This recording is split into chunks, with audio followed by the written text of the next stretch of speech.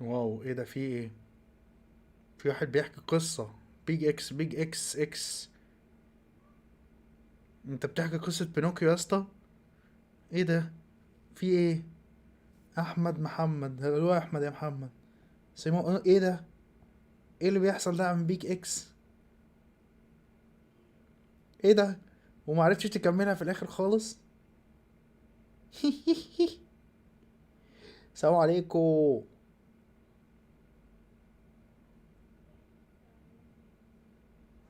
يا دين النبي. ده والله والله يا عم بيج، انت ربنا يخليك لينا. قاعد عمال تحكي للناس قصة تسليهم. طب قول لي، طب كنت فتحت الاستريم طيب للناس؟ وانا بموت فيكم يا جدعان والله العظيم. ايه الاخبار؟ عاملين ايه؟ يا عم سامر، انت واهل فلسطين كلهم على راسنا من فوق يا جدعان. ياهو. يا لؤي. محمد صلاح صلاح. انت اسمك محمد صلاح ولا محمد صلاح؟ العرض لسه اهو قدامه على الشاشه قدامنا اهوت، لسه قدامه 42 دقيقه. انا عملت لكم كل حاجه يا جدعان. انا اكتشفت ان انا علشان اشغل لكم الستريم يبقى شغال لكم قدامكم فول سكرين ويبقى كويس، انا لازم اضحي بنفسي وما العبش على الشاشه ال 4K بتاعتي، فتعرفوا انا بحبكم قد ايه. يا باشا ده انتوا والله. انتوا يا جدعان هترجعوني تاني اعمل ستريمز يا جدعان ونلعب مع بعض وبتاع؟ ايه ده؟ ربنا يخليكم يا جدعان، ايه ده الحلاوه دي؟ انتوا منورين الدنيا والله العظيم. آم، اليوتيوب عايزني احط لكم اعلانات، بس انا قلت له لا، حمرا يوتيوب اسرح. آه، طبعا العرض قدامه تقريبا 42 minutes. فانا هعمل حركه صايعه. ماشي، انا هفتح لايف اوف بي اللي انا نزلتها. تمام. ماشي، وهنلعب الديمو شويه. وبعدين ايه؟ نشوف مع بعض ان شاء الله ايه العرض.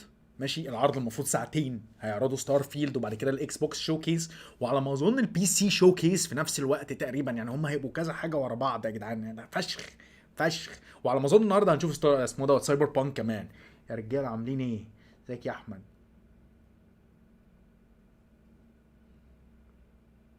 انا عايز اقول لكم على حاجه اصلا، خبر كده اكسكلوسيف اصلا. انا اخويا الصغير ده اللي هو عنده 32 سنه، يعني احنا مسنين يا جدعان. بيعمل قناه يوتيوب وهيعمل جيم بلاي. وتقريبا انا وهو هنخش مع بعض. تقريبا هو هيبتدي يعرض الحاجه بتاعته على جيماتوجرافي ستريمز، اللي هي القناه بتاعت جيماتوجرافي ستريمز. الناس الجديده اللي مش مشترك عليها روحوا اشتركوا عليها. عندي قناه تانية اسمها جيماتوجرافي ستريمز، بعرض عليها كنت الجيم بلايز، ولما بسجل ستريم ولا حاجه برميه عليها. فاهم؟ وهيبقى معانا مونتير، حد بتاع مونتاج ان شاء الله. فده في حد ذاته ان شاء الله هيكون صفقة كويسة جدا. وممكن ان شاء الله يعني نعرف، يعني ان شاء الله. البث قدامه لسه 42 دقيقة يا جماعة، البث قدامه 40 دقيقة بالظبط. يا لهوي. انا حاسس ان انا هعيط والله. ايه يا جدعان ده؟ واو. ايه الرقم ده؟ انتوا مين ده يا جدعان؟ منورين الدنيا انتوا كلكم والله العظيم. يا ياهو. ياهو الوحيد اللي هنا من ايام ديت. فاكر يا ياهو احنا كنا بنقعد انا وانت لوحدنا في الستريم يا ياهو؟ ازيك يا معتصم؟ انا مش لاحق. انا اسف، انا اسف لو مش لاحق ارد عليكم.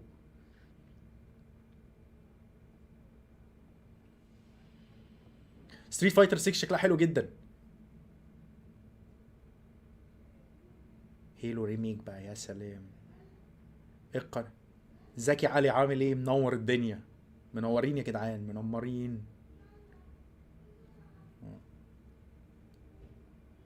اتوقع ان مؤتمر اكس بوكس فايز اصلا من قبل ما يبدا. اصلا مؤتمر اكس بوكس هيكون فيه ستار فيلد، هيكون فيه هيل بليد، وهيكون فيه فيبل، دول مؤكدين. وسمعت كمان النهارده مقاله بتقول ان احنا النهارده هنشوف ستوكر 2. اتمنى ستوكر 2 يكون ليها اعلان اصدار، لان لو ليها اعلان اصدار يبقى كده خلاص. يبقى كده مايكروسوفت فنشت السنه ديت بالمؤتمر بتاعها.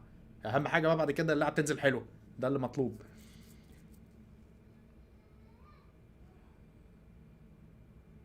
الحدث ما يعني طبعا هو الناس بتقول طبعا الحدث لو جامد لا، هو الحدث لو جامد ده معناه ان مايكروسوفت هتاخد السبوت لايت من سوني.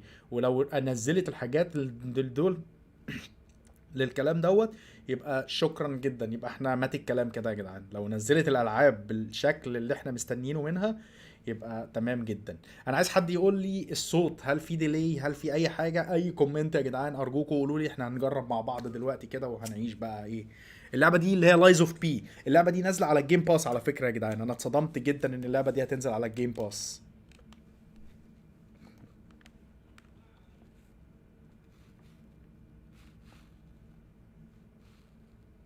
ماشي نلعب بالانجلش. طب في عربي؟ مفيش عربي طبعا.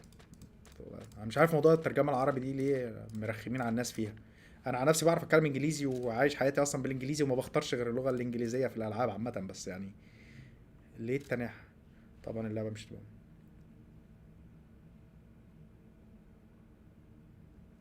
انا قلت لك بقى، انا في الفيديو اللي انا عملته يعني يعني لو فعلا مايكروسوفت النهارده تنزل مفاجأة في المؤتمر بتاعها جيرز اوف وور 6 دوم جديدة، ات سوفت وير، نشوف حاجة من ماشين جيمز، اي حاجة، انا هبقى في منتهى السعادة بصراحة.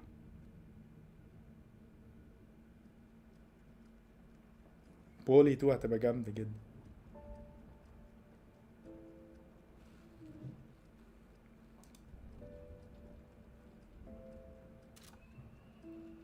لو مش عايزين تشوفوا اللعبة دي قولوا لي يا جدعان.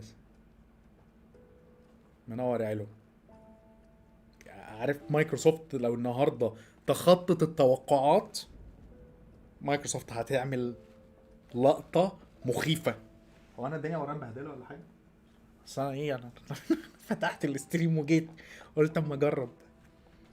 بسم الله الرحمن الرحيم. كويك 1 يا دين النبي، انت اي حاجه النهارده بره التوقعات هتكون بونت جامد جدا لمايكروسوفت، هتكون بونت مخيف لمايكروسوفت يعني، يعني هتكون صدمه.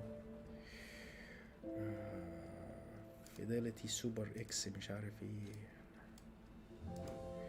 انا عندي اي دي ال اس اس سنه 30 70، انا مش ال 40 ان شاء الله واجيب حته 40.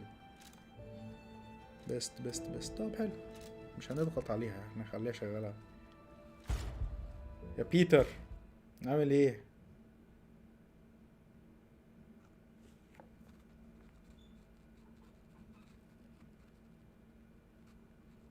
ازيك يا منى؟ اسمها جيماتوجرافي ستريمز، هتلاقيها موجوده في التشانلز بتاعت القناه بتاعتي. هحطها تاني انا النهارده، هحط لكم اسمه دوت، هنزل لكم بوست عليها.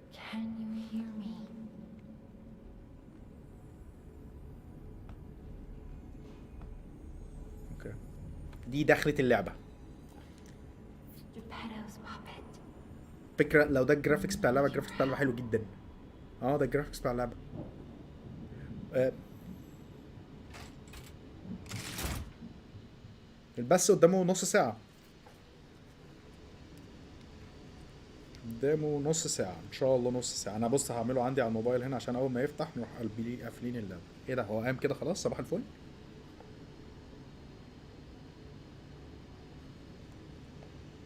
وهنكملها بعد البث ان شاء الله، يعني نقعد مع ده بعد البث. انا بعت جبت فشار عشان اقعد اتفرج على البث ساعتين، فبعت جبت فشار بقى.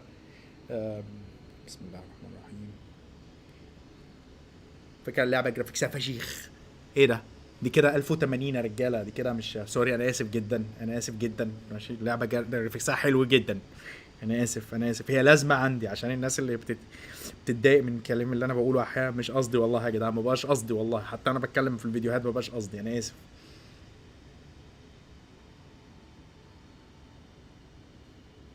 اه اللور بتاع اللعبه ضعيف صح؟ اوكي. انا اسف تاني يا جماعه لو بيطلع مني لفظ ولا حاجه، انا احيانا ما بقاش قصدي والله. انا عندي كام كلمه كده حتى اهلي هنا بيبقوا عايزين يضربوني عليهم. بسم الله الرحمن الرحيم. اكس بوكس فين؟ اكس بوكس. يلا بقى اخرجوا بقى من كلمه اكس بوج، يعني اخرجوا منها.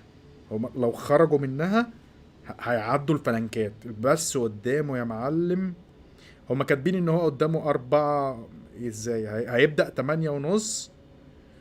هنعرف دلوقتي. يعني هو بس قدامه مش كتير، هم كاتبين ان هو هتلاقيهم بقى في الاول بيعملوا الاعلانات بتاعت الالعاب اللي هم نزلوها قبل كده والكلام دوت. الدقة 1080. هي الدقة بتاعت الايه بتاعت الستريم ايه؟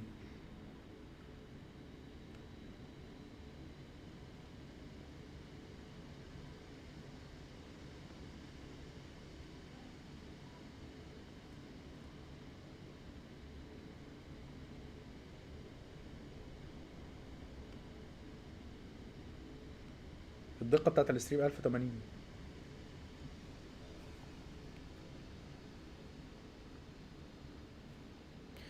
على فكره في ناس بتقول النهارده ان مايكروسوفت الكلام اللي بيقولوا عليه صح، ان مايكروسوفت النهارده هتعلن ان اسمه دوت. بص غشين تحت، بيغشوا يعني. بيقولوا ان مايكروسوفت النهارده طب ثواني يا جماعه بقى اما نشوف ليه الاو بي اس بيعمل انا اسف انا هقفل الستريم ثواني. ماشي لازم اعمل ايه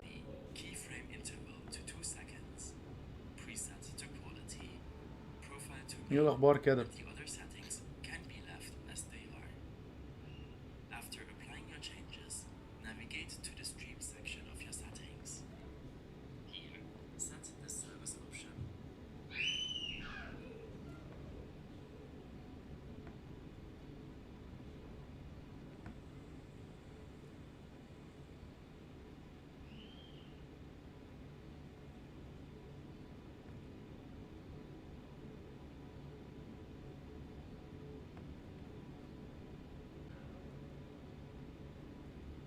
ها ايه الاخبار كده يا جدعان؟ واو انتوا مشيتوا كلكم ولا ايه اللي حصل؟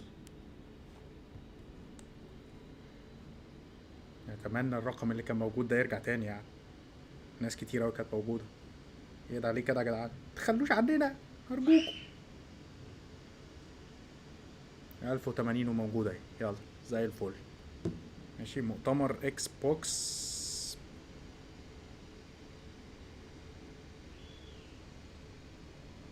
ما بدأش لسه، لم يبدأ بعد. ادينا مستنيين. انا مشغله على الموبايل بس قدامه نص ساعة المفروض. ايوه البتاعة دي هي اللي بتكلمه في الاعلان، انا شفتها البتاعة دي.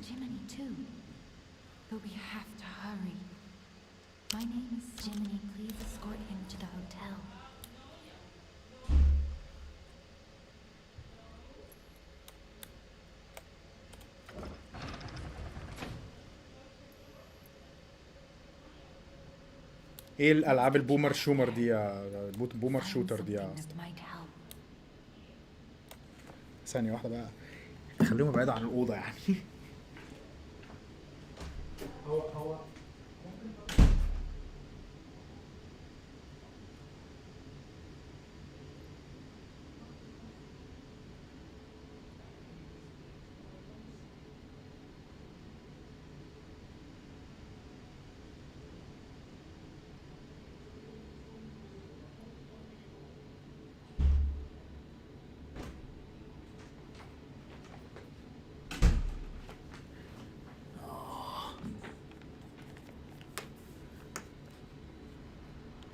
وعليكم السلام ورحمة الله وبركاته.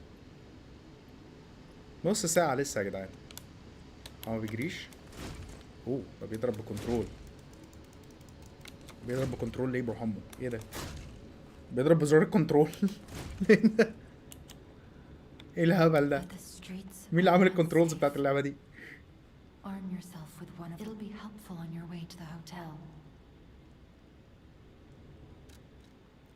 الران اند جان يا باشا. بولت جان موجودة عندي هنا على الجهاز، والله اشتريتها مخصوص بس لسه ما لعبتهاش يعني، فتحتها شوية كده. دوم وكويك طبعا، دوم بالذات يعني. خلينا في البالانس نجرب. اوكي بالانس بالانس.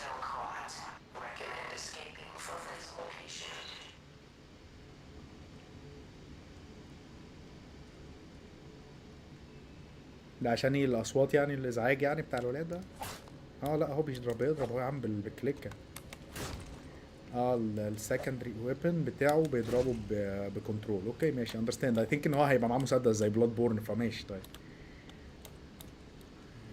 اوبن دور. اللعبه جرافيكسها حلو جدا. اللعبه جرافيكسها حلو جدا.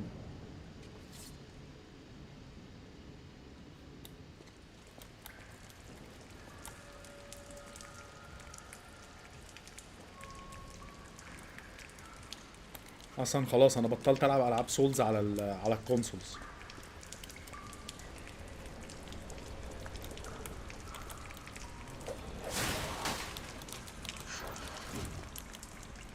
بيعمل ايه؟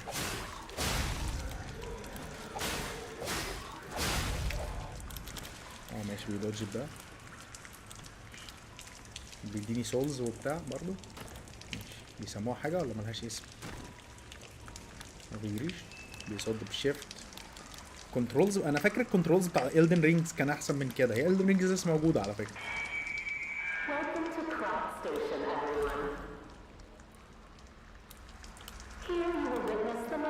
احنا ببينوكيو بقى المفروض، صح ولا ده مين ده؟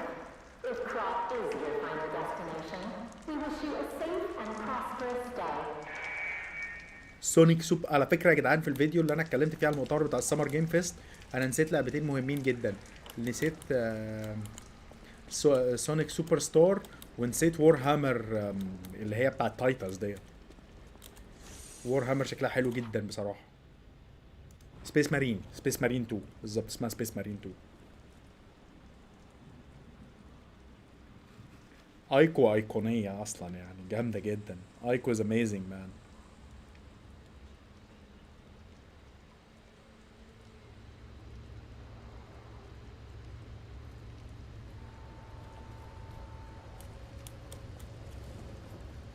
دي بنت مش ولد؟ ومش كان بينوكيو وبتاع؟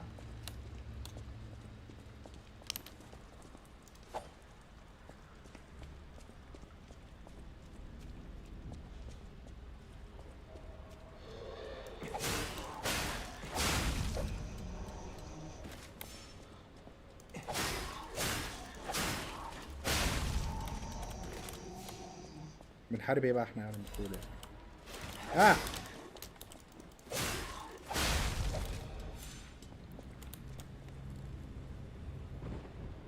لسه ما اشتريتهاش ديابلو، عايز اشتريها بس مستني الشهر الجاي بصراحه. انتوا عارفين ان انا ما بيجيليش اسمه ده ريفيو كوبيز والكلام ده.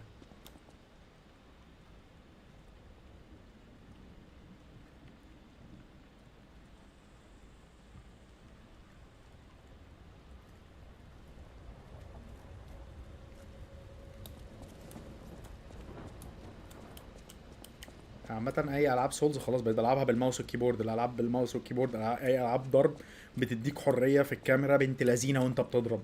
مستحيل اي لعبه تانية هتديها لك. انا متاكد. هو بيجريش ليه؟ هو بيجري اهو.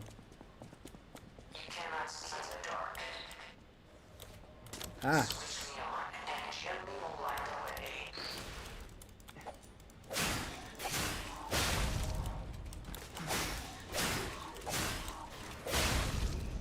هو السيف بتاعي حصل له دامج. انا كنت بموت الاعداء ديت من في اول لعبة. من ايه؟ ما عايز سيف انا. طيب عايز، قصدي المسدس ده. انت ايه الرخامه دي؟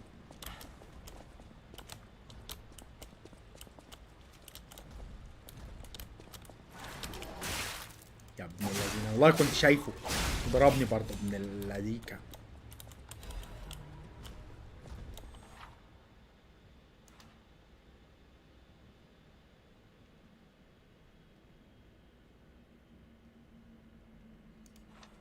ايه الرخامه دي؟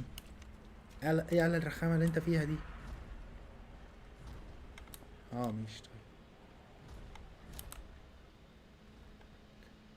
اوكي ماشي. ايه ده؟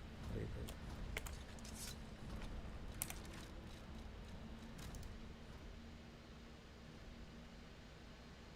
pulse cell restore HP.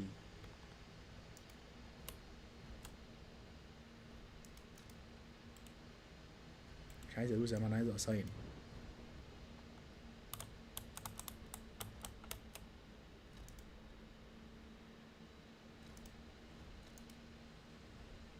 repair weapon. الويبنز بتتدمر اهي.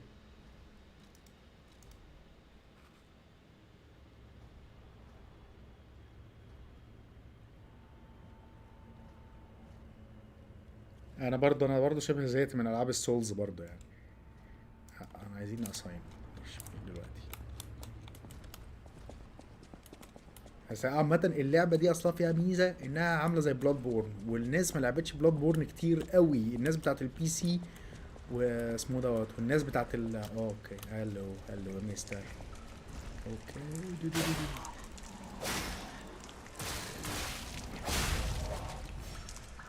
كان عايز يخليني اعمل له، كان عايزني اقتله ستيلز صح؟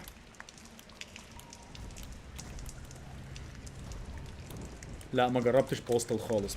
انا اسف يا جماعه، انا ما بردش على الناس بسرعه. انا اسف، مش عارف اقول ايه. انا برد على اللي عيني بتيجي على الكومنت بتاعه، انا اسف جدا. سواء الكنترول يعني.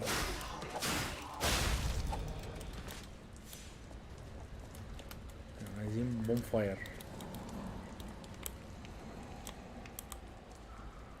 اوكي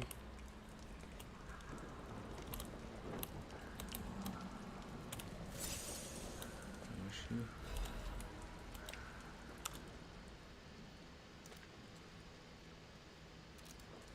بس هو عامة يعني الناس بتشتم في اللعبة علشان ما فيهاش لور. انا اصلا ما اعرفش اللور بتاع السولز جيمز يعني، مش هكدب عليكم يعني.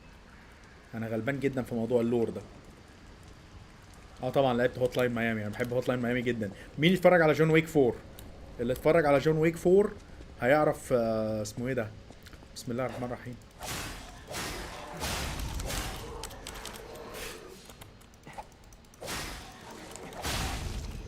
بص بقى بالكنترولر بتبقى انت بتضرب ودايما في صباع بيروح منك في حته تانية خالص.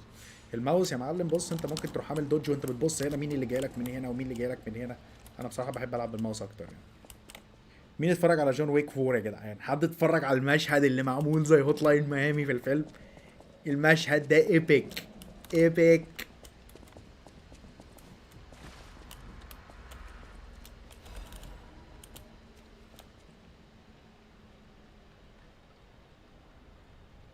شفت المشهد اللي هو من فوق اللي هو كان بيضربهم بالطلق اللي اسمه دراجون بريث؟ الحته دي كلها معموله هوت لاين ميامي. انا بقيت قاعد، كانت مراتي جنبي في السينما، اقنعت مراتي ان دخلتها جون ويك. انتوا المفروض تبقوا فخورين بيا وتعلقوا لي وسام.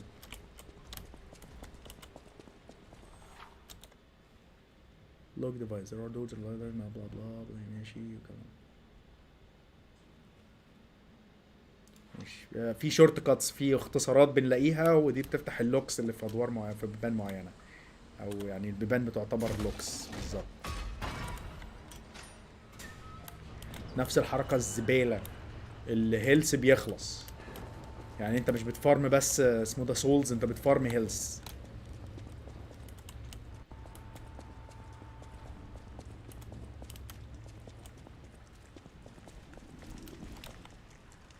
هلو.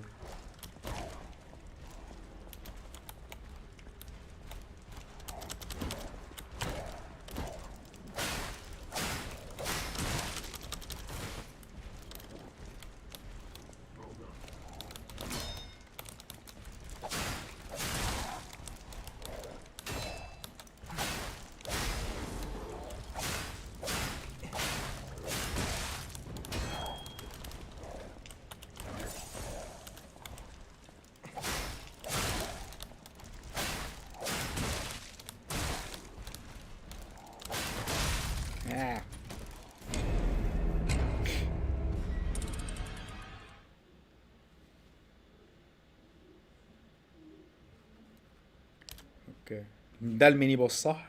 لو انا فهمت صح يعني. بقى كتير ما لعبتش العاب سولز، معلش بقى. بتنزل على الجيم باس. لا مش حصريه على الاكس بوكس يا عم. المفروض بقى ان هنا انا فتحت الاختصار، يعني انا همشي دلوقتي كده.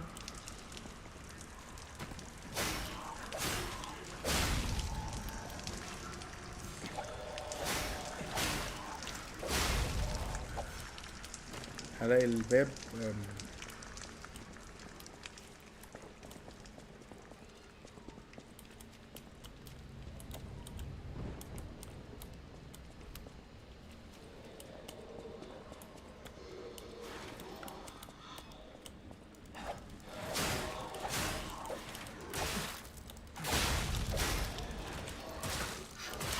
ها.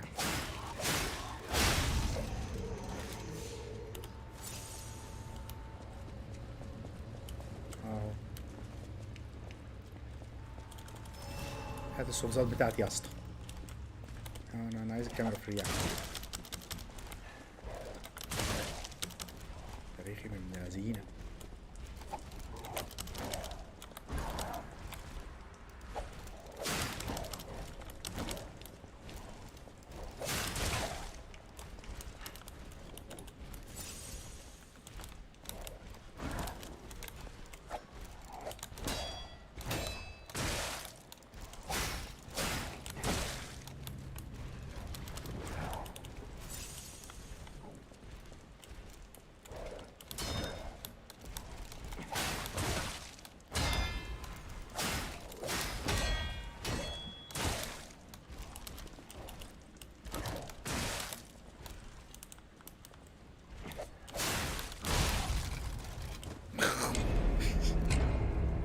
عامل له لوك اون.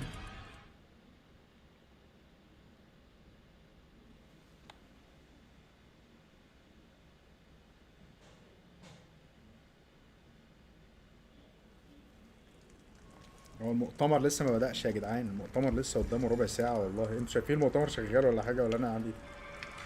اهو.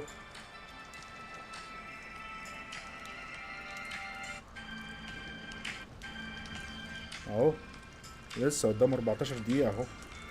ما تخافوش، مش هفوت لكم المؤتمر يعني، ده انا جايب فشار. ده انا جايب شاب. خليه يا عم هو شغال اهو عشان ما تزعلوش نفسكم. يعني نقعد الربع ساعة ديت بنعمل ايه؟ ده انا طالب فشار، الفشار اتأخر مش عارف ليه.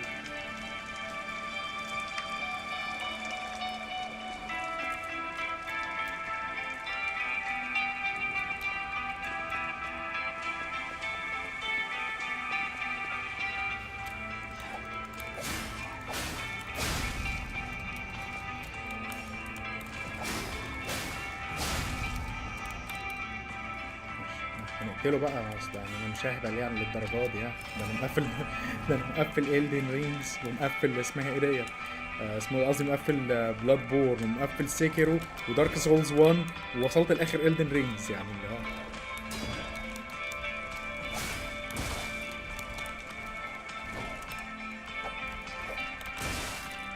لا هي في حاجه غلط، الرينج بتاعته وحشه قوي يعني. ايه يا عم، ايه يا عم، الرينج بتاعتي وحشه جدا.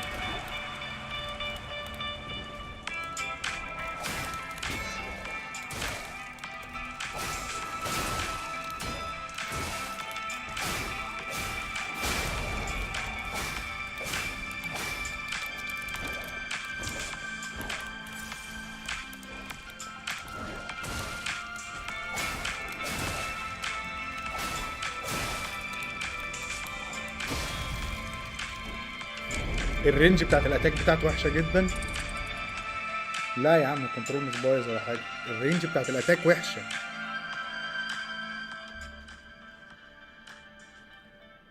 الموسيقى دي بتاعت المؤتمر عشان الناس خايفه ان المؤتمر يفوتهم، فقلت اشغله.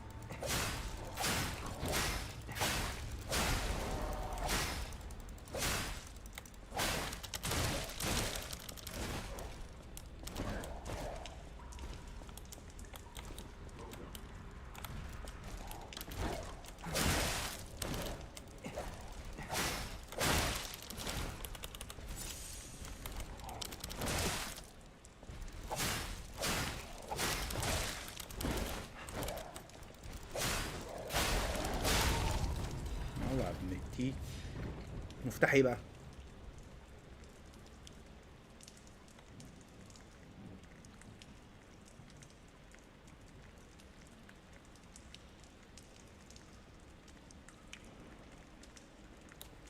اه حلو والله يرضي فعلا.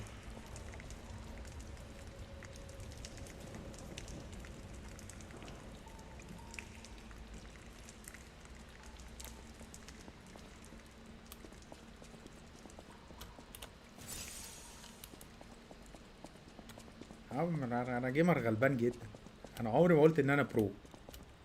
أوه، ازيك يا اسطى؟ في باب صح، في باب في مكان ما احنا عايزين نوصل له.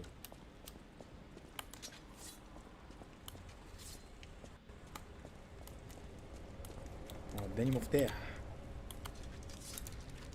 الزبون ده اداني مفتاح مكان ما.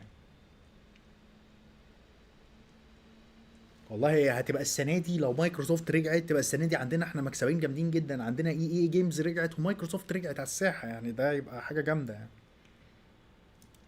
لا هي بونوكيو اكتر.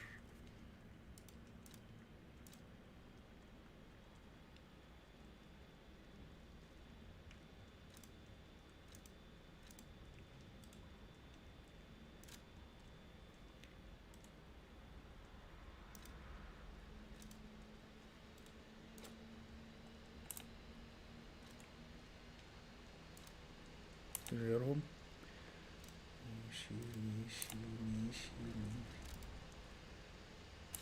ماشي. بنت على فكره، دي بنت يا جدعان، احنا بنلعب ببنت فعلا.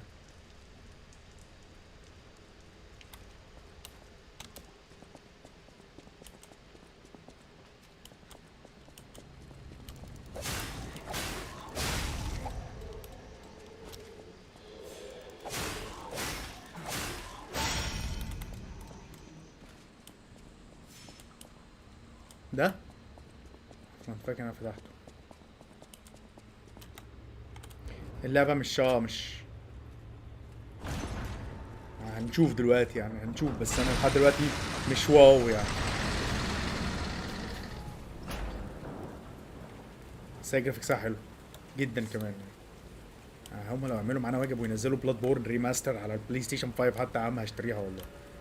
لان هم البلاي ستيشن 5 مش معلي الجرافيكس بتاعت اللعبه، اللعبه مش شغاله على 4K. دي بقى البون فايرز بتاعت اللعبه. دي البون فايرز. ستار جيزر. ستار جيزر for recover HP blah blah blah you will charge your pulsar you will revive at blah blah blah blah blah. ماشي طيب ماشي، حافظين. لا عادي بقى، ما خلاص بقى يعني، على كلام الحاجات اللي مؤاخذة يعني. وبعيدا عن هذا الكلام 7 دقايق. الناس قاعدة تشتم في يوبي سوفت، بس مش هيشتموا في اكتيفيجن بليزرد كلها على بعضها.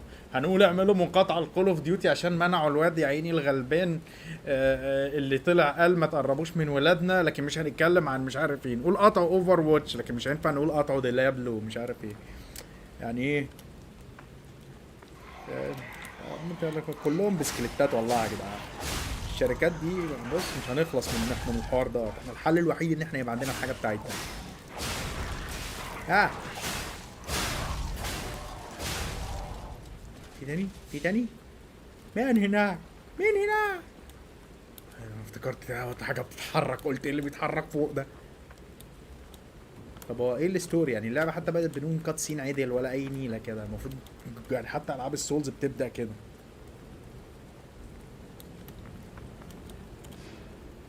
انا عملت ايه؟ Is called a stargazer. A marvelous device the stalkers used in the past. Public threat alerts exceeds danger estimates. Please reduce puzzle numbers or reset danger parameters. معلش بس نتاكد بس.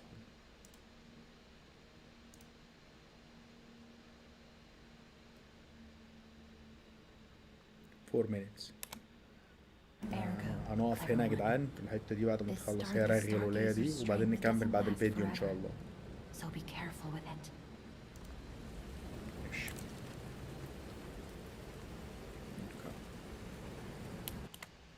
خلينا هنا بقى لما نشوف ايه اللي هيحصل مع الساده مايكروسوفت المؤدبين والمحترمين، علشان احنا قاعدين ايه؟ قاعدين الناس مش قاعده، انا مش على بعضي. انا مش على بعضي.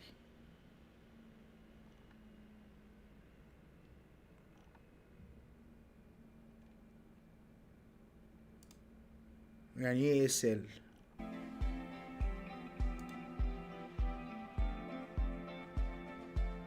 ده اللي شغال فيه المزيكا صح؟ اقفل بقى المزيكا لحد ما يخلص. الله كان 4 دقايق والله. ايه الهطل ده؟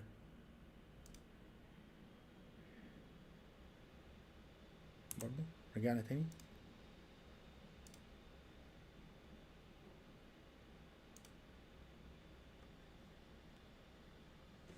انا مستني الفشار يا عم، انا اروح اسال يا عم انت، هم جابوا الفشار لحسن يكون جابوا الفشار بره وانا ما جيتش. منورين كلكم الاستريم يا رجاله.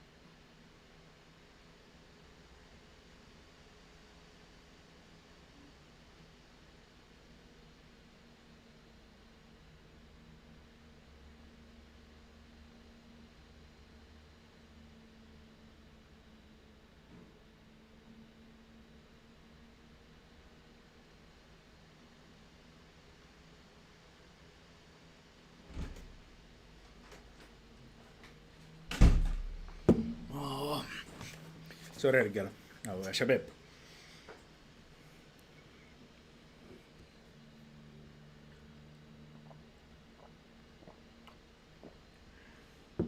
يا باشا اللي موجود يا جدعان في الاماراتي يتفضل يجي يحضر معانا. ماشي، الفشار موجود والبيت بيتكم. لا احنا خلاص، انا عايشه، باقي لي عيشه دلوقتي خلاص. محدش فوت صلاه يا جدعان والنبي، انا مش عايز ذنوب. ماشي، اللي عنده صلاه يقوم يعملها لو سمحت، يقوم يصليها. ماشي، واللي عنده مذاكره، في ناس بعتت لي النهارده قالت لي انا عندي شغل مش هحضر، قلت له ما تحضرش. هم هيبداوا بستار فيلد صح؟ لا يا اولاد الذين، ده هيخلوا ستار فيلد في الاخر. انا كنت نفسي اتفرج على ستار فيلد، عايز اشوف. اصل هو ستار فيلد هتبين توجه مايكروسوفت، خلاص هتورينا مايكروسوفت رايحه على فين. انا سمعت اشاعه جامده جدا ان اد سوفت وير بتساعد مايكروسوفت، بتساعد بسيسدا في اسمه دوت، في تطوير الاكشن والجن والشوتينج، بتاع الشوتينج ميكانيكس بتاعت اللعبه. فبصراحه لو دي حاجه حصلت، انتوا مش متخيلين اصل حاجه زي دي يعني هيخلوا اللعبه فين، هيخلوا اللعبه فين يعني خلاص.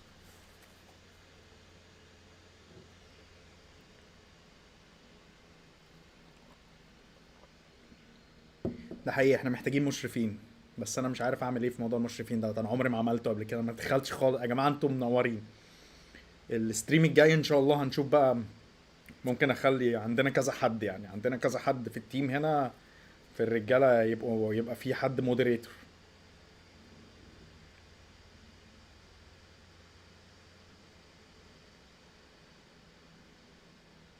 اسمها لايز اوف بي، اللي هي اللعبه اللي عامله زي بلاد بورن دي. سلندر انت بتتكلم صح. اقطع يا باشا وتعالى.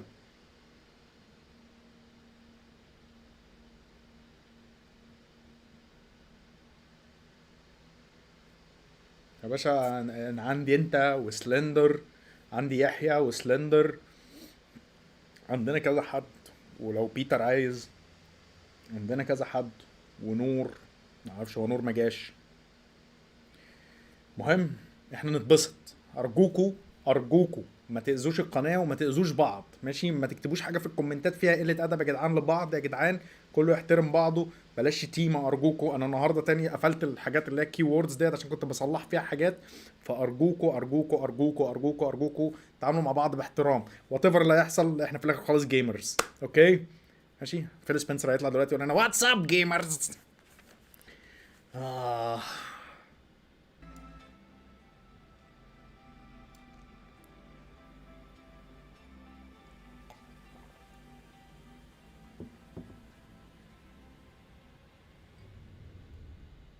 هو فين في بس عربي؟ مفيش بس عربي. لو في حد يعرف بس لينك بس عربي يحطه هنا يا جدعان هفتحه. اللي يعرف اللينك بتاعت البث العربي يحطه هنا.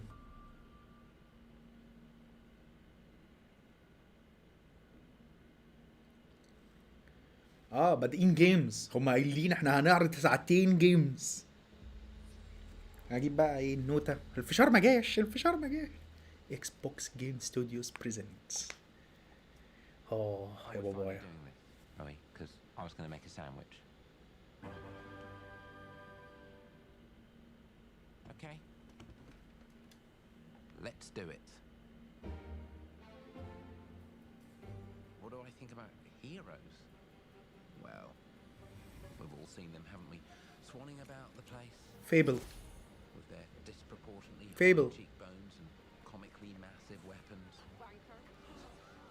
Roughing up bandits, because they like to rough up bandits, don't they? Living it up with the common folk. ما اظن دي عشان الناس اللي هم يعني ما بيعملوا. الناس اللي عندهم عجز.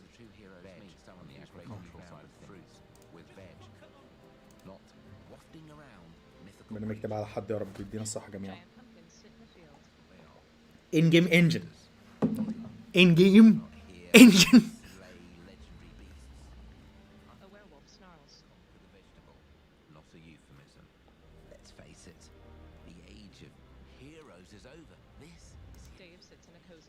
هو مفيش مؤتمر من غير اي حاجة لوحده كده. The swordswoman stands before a giant door. Dave stands from his chair.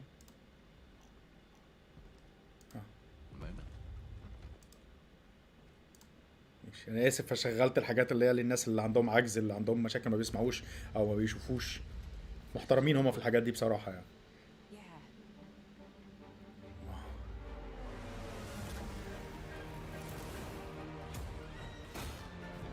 ده جيم بلاي، ده جيم بلاي يا جدعان. الحته اللي فاتت دي كانت جيم بلاي.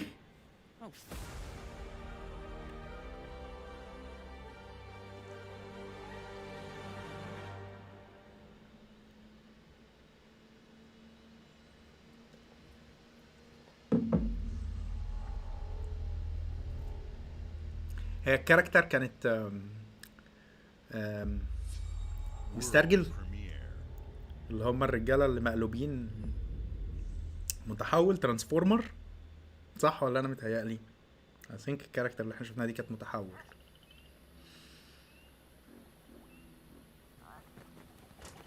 هو ده البث الاصلي، مفيش ترجمه. عايز ترجمه انجلش اهي.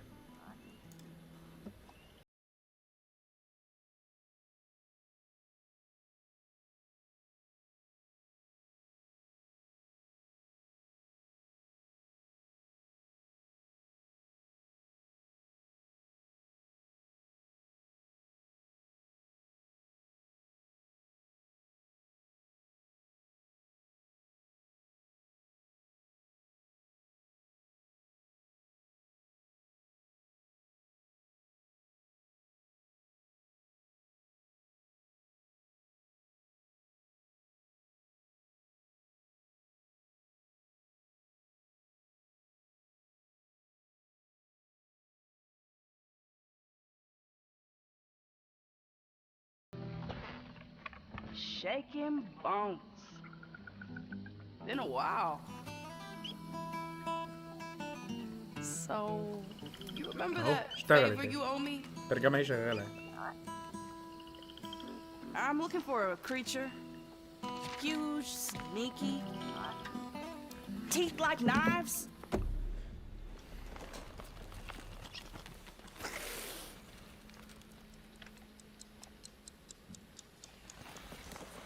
No? Well, hey, how about you guys? No? دي لعبه ايه؟ Nobody? Not helpful.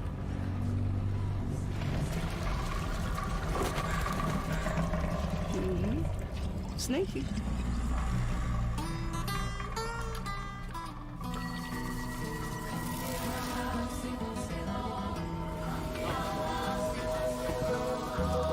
ايه؟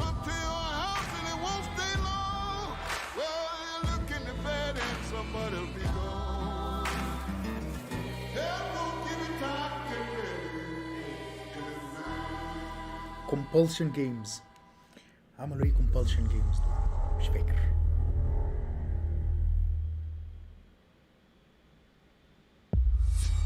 World premiere.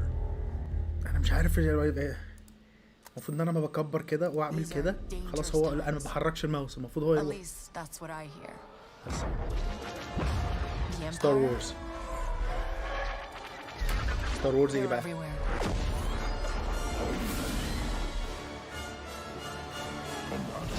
But the world here belongs to the syndicates. دي ستار وورز بتاعت يوبي سوفت. سينديكيتس دي تقريبا. If I want to survive, I have to play their game.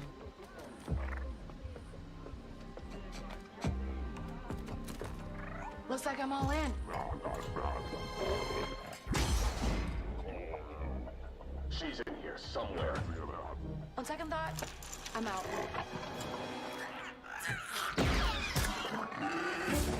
There she is.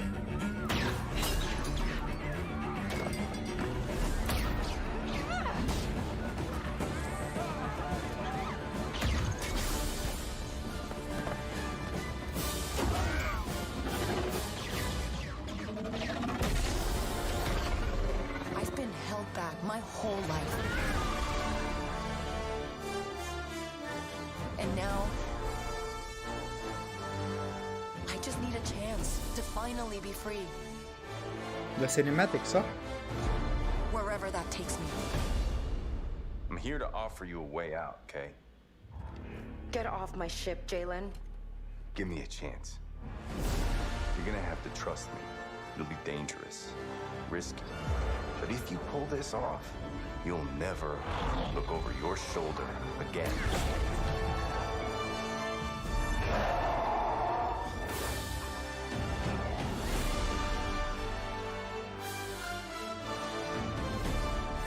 The underworld shows no mercy. But it's a big galaxy out there, and I'm gonna risk it all. ده الترند. الشخصيات النسائية بقى والنسوية والكلام ده. ايه بقى دي؟ ستار وورز اوتلوز. مين اللي عاملهم؟ لوكاس فيلمز ديفلوب باي يوبي سوفت. يوبي سوفت دي ستار وورز جيم بلاي ات يوبي سوفت فورورد جون 12 tomorrow. Wow. Fable, South of Midnight, Star Wars Outlaws. Welcome to our first ever double feature, the Xbox Game Showcase, followed by a deep dive into one of the most important RPGs ever made, Starfield. Gaming is the most powerful of all entertainment. It transports, شكلها حلو it بصراحة. challenges, it connects us, and it's just incredibly and awesomely fun.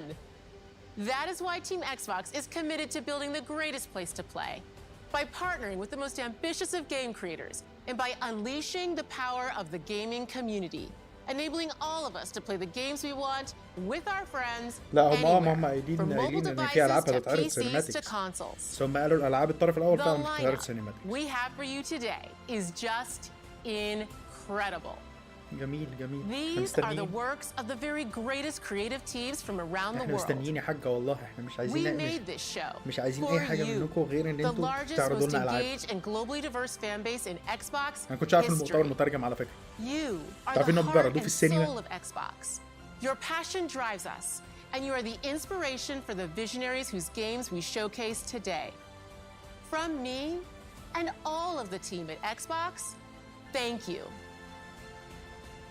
This next game is from Thunder Lotus, the الكلام اللي بيقولوا award-winning عالي studio دوت على behind فكرة. Spiritfarer, اصلا ما بحبش البت دي who've اصلا. gone كلام back to جديد. their combat roots with an amazing co-op raid-focused action game that is uniquely theirs. All right, everybody. انا اكيد هلعب سبايدر It's مان. time. انا قلت في الفيديو. مين؟ ساندر لوتس. ساندر لوتس. World premiere. اوكي. وورلد بريمير دي يبقى هيبقى سينماتيك للعبه لسه احنا ايه ده؟ لا مش سينماتيك. دي ايه دي؟ دي هيدز ولا ايه؟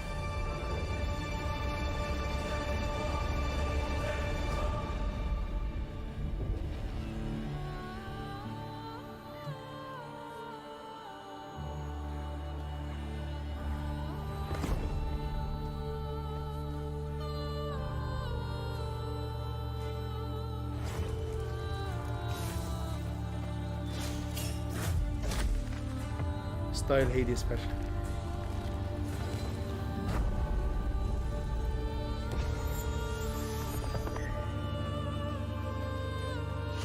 دول كذا حد صح؟ دي كوب دي كوب.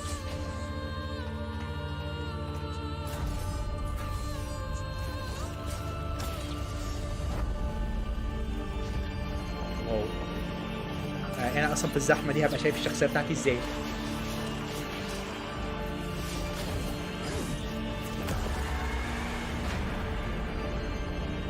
فيل سبنسر هيظهر لك في الاخر يا علي.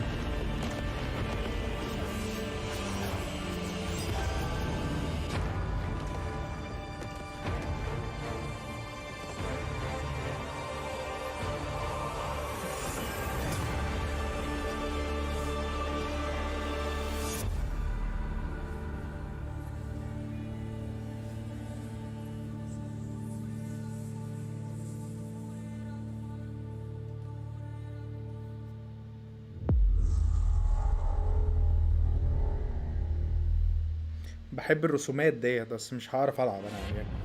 هبقى قاعد بص دي باي داي 3. شوت مي اتس باي داي 3. انا مش باي داي قوي بس عارف متخيل ان لعبه زي دي الامباكت بتاعها هيبقى عامل ازاي على الناس.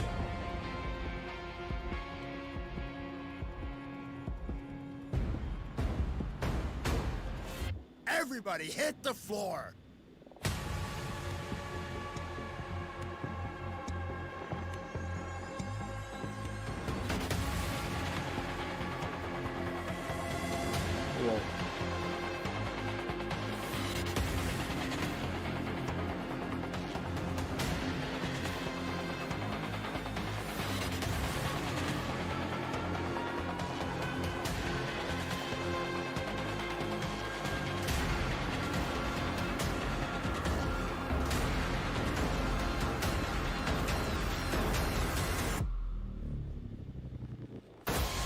لازم جدا على الماوس.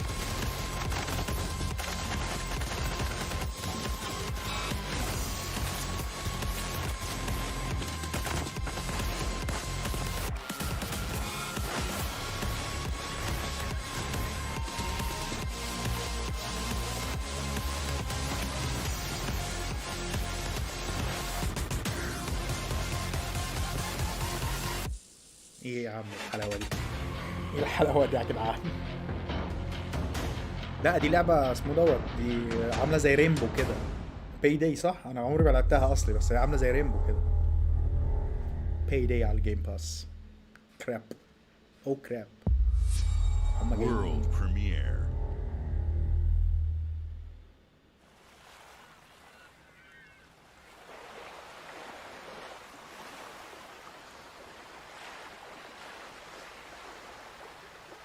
لا مش لدرجة جي تي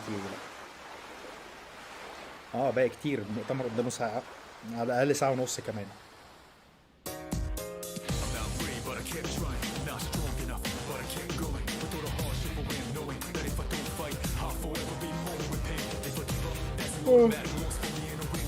البرسونا دي صح؟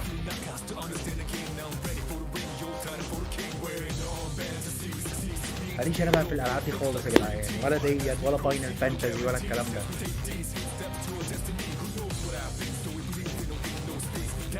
حتى لما بتفرج على انمي ببقى سيلكتيف قوي يعني.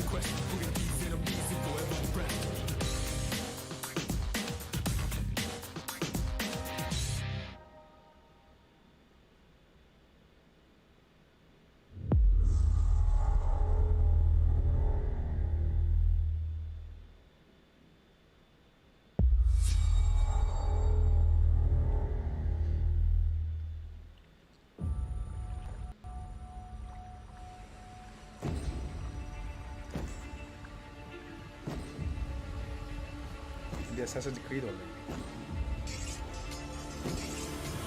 مش اللي كانت هيدن بليد اللي في ايده دي؟ لا. People don't like you very much, About. do they?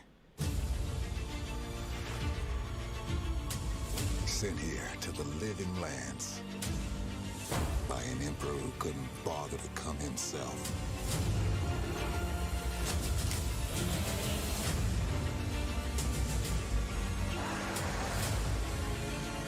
To investigate some plague that seems to be corrupting our very souls.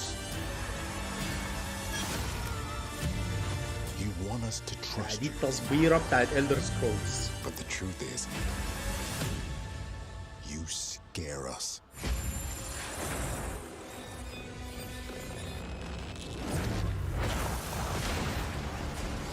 The way you fight,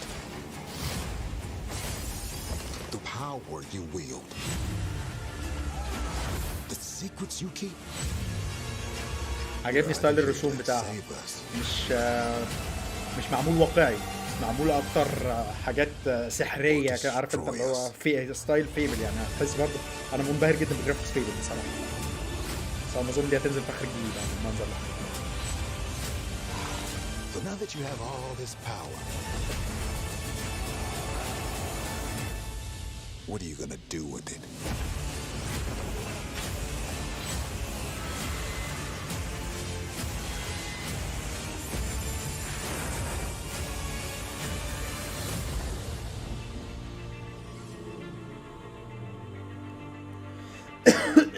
مفيش تاريخ اصدار ليه؟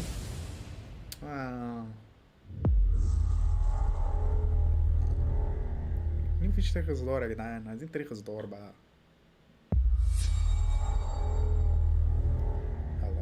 ان شاء الله هيل بليد تنزل السنه دي.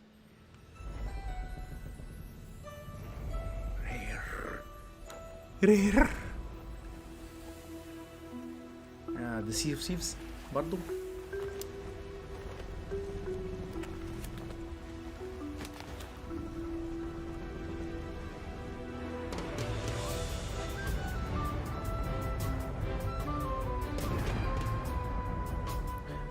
The Legend of Monkey Island. Monkey Island دي مش لعبة أصلا بتعملها نوتي دوج يا جدعان. ازاي هم عاملين كده؟ Wall to wall rogues and scoundrels. So tell me, which ship is right for you? A big ship? A luxury ship? A ship with just a splash of je ne sais quoi? اللعبة دي اتحسنت كتير وبقت جامدة جدا. You mean Governor Guybrush? But Threepwood's not set foot out of that mansion for almost a year. Hey, what do you think you're doing? I told you no autographs. Though I see you have a meet and greet ticket. And I guess it's not every day that you get to meet the mighty pirate Guybrush Threepwood, the legend of Monkey Island. بنوصل بس ما يلبسوناش ذنوب ويقعدوا يظهروا لنا الحاجات الشواذ والحاجات بتاعتهم اللي مش طالبة بسكليتات على الناس. Well, well, what do we have here?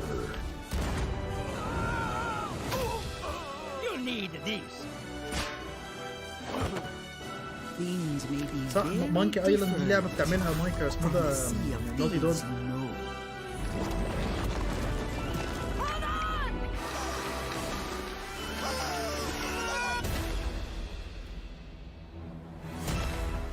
الناس اصلها اشتكت وقالت ان انا صوت واطي.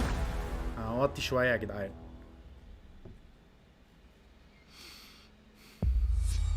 World premiere. Day one.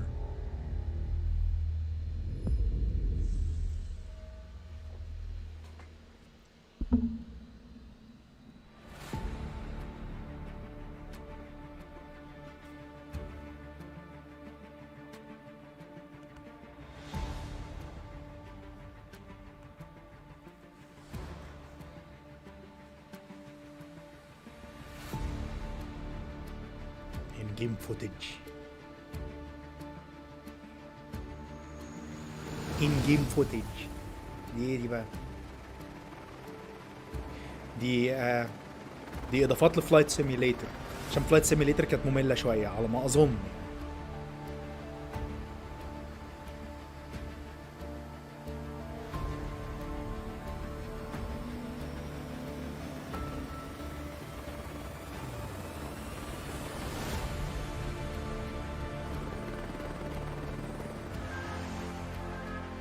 حلو فعلا ان انت يبقى عندك عارف انت حاجات تعمل عليها اتشيفمنت في اللعبه. كنت بفكر من زمان انتوا ليه مش عاملين الكلام ده بالظبط.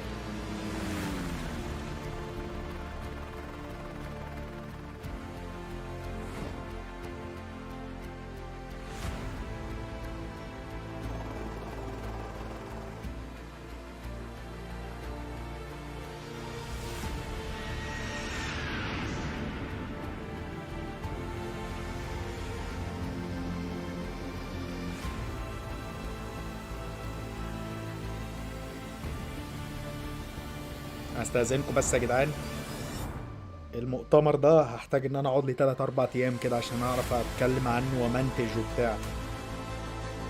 بالمنظر ده الناس ديت ما بتتحركش. واو، اللعبه دي كانت مشغله اصلا.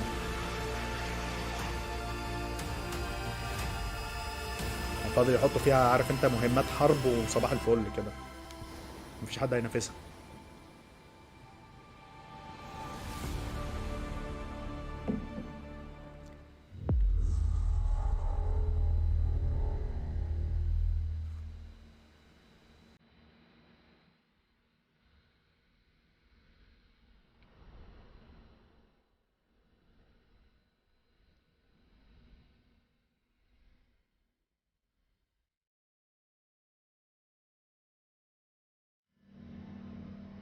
دي اللعبة بتاعت دون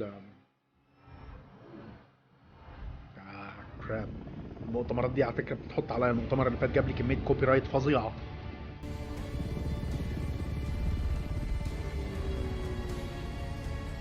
اللعبة الأونلاين دي لعبة أونلاين صح؟ بس أنا بحب الفيلم ده.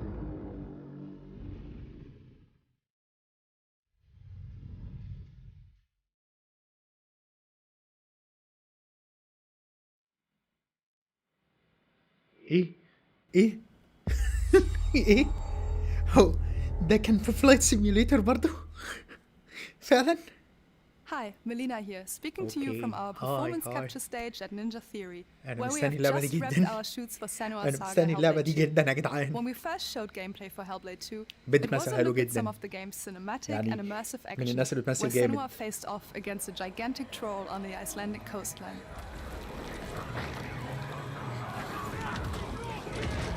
Today, we're taking you deeper into Senua's story, her personal quest, her unique perspective on the world, and the intimate journey that awaits you in Senua's Saga. What you'll see today is all captured by the team on Xbox Series X.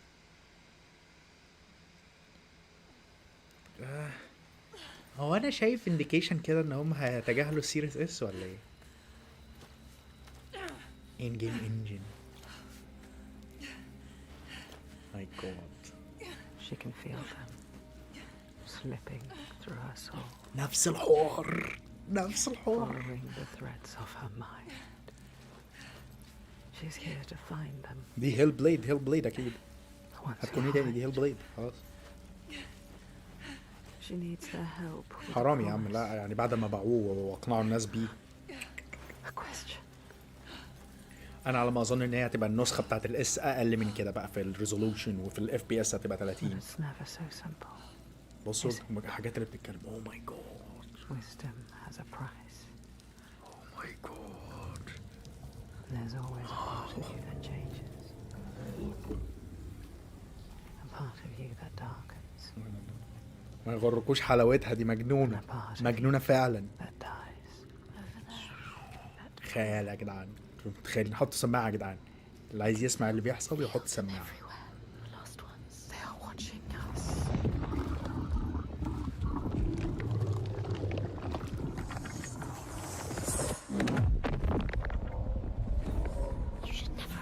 هي قالت اللي احنا شايفينه دلوقتي على سيريس اكس.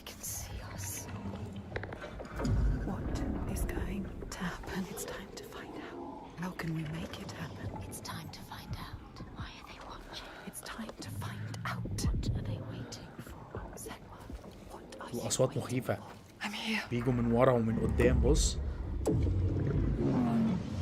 جنون بالظبط، والاباريشنز اللي بتظهر لها.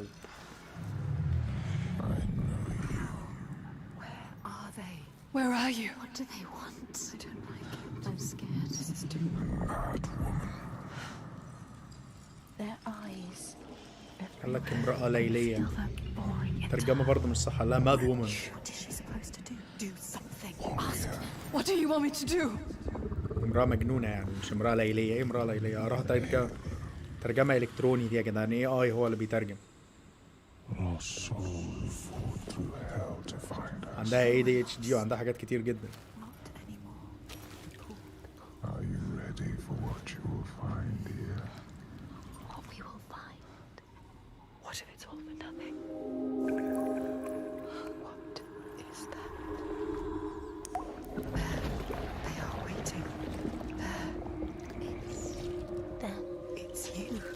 amazing.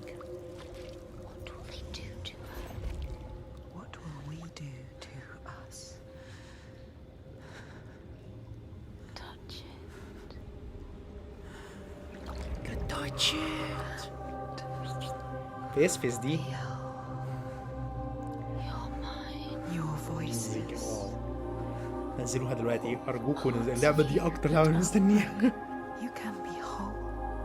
All the grief, all the rage, all the fear. Everything I've seen. Everything I've done has led me to this place. We've come so far. Not far enough. Say it. You are ready. Tell them. I am here. Now. What if we get lost forever? What will happen to them? What will happen to you? I will not let them down. She is ready. They know. Go. Who are these around you, Senua? Those you have saved. الجيم بلاي بقى 24 بدون ميعاد اصدار. بصراحة دي الحاجة اللي مضايقاني، يعني انا متضايق من الموضوع ده، يعني هنتقدهم في الموضوع ده. اللي هو يا جماعة نزلوا لنا تاريخ اصدار للالعاب بقى، يعني هو في ايه؟ يا مجنونة يا جدعان، هي الكاركتر مجنونة. دي اسمه ده ياكوزا الجديدة دي اللي هي اتعرضت برضو في المؤتمر بتاع سمر جيمنج فيست، ولا اتعرضت في مؤتمر سوني؟ مش فاكر. اتعرضت قريب. ياكوزا حلوة بصراحة، يعني لعبتها بس مش هضيع فيها 100 ساعة و200 ساعة. اوه عمنا اسف جدا يا رجالة. سوريز مش هنا انا اسف جدا. ممكن تكمل حضرتك من عندك لحد ما الاعلان يخلص.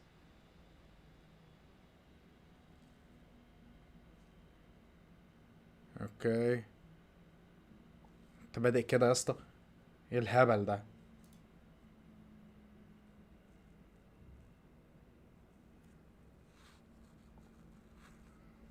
يعني هي كوزة حلوة بس انا مش هعرضها لكم، انا اسف جدا يعني.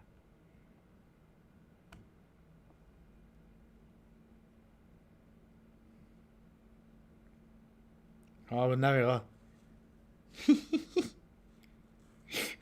اللي مسكروا عيونكم عيب. بالظبط يا رجاله.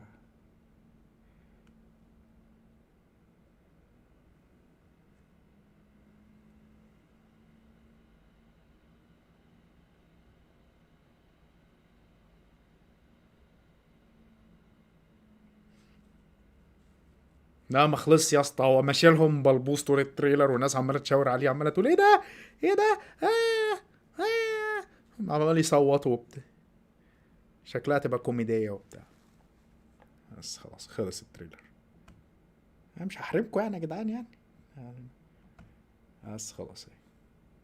بس انا قلت هيظهر لنا بقى بالبتاع بتاعته بقى، ما تقرفوناش بقى.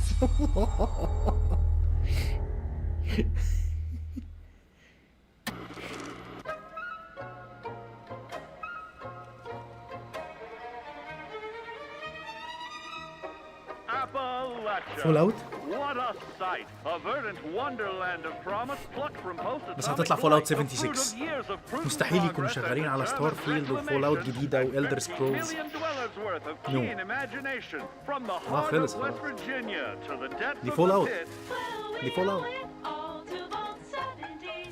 76. No matter if you roam alone or spend your time with friends, you'll find a home in Appalachia where the good times never end. There are relics to uncover from a time before the war, along with loads of friendly folks to meet and enemies galore. Our world is always changing. Greater foes are overthrown as we embark on expeditions into thrilling new unknowns. Yes, from Appalachian settlements to Nuka World on tour. You're never short on things to do or places to explore. Think you've seen it all, eh? Well, how about this? Pack your bags for an escape of Epicurean bliss. Put your rad shield on and fix your hair up pretty, because we're headed for the boardwalk of Atlantic City. So there you have it. Now you know. There's a million ways to make the wasteland your waste home. And when you hear adventure calling, when you're looking for some kicks, Answer the call of Vault. Answer the call of Vault. Answer the call of Vault 76. يعني الحاجه الوحيده اللي هحترم Play it فيها now with Xbox بسيزدا على الموضوع ده Game انها لسه مصره انها تسبورت اللعبه علشان الناس اللي اشتريتها حتى. لكن هي عامه يعني لعبه لا مؤاخذه. World premiere.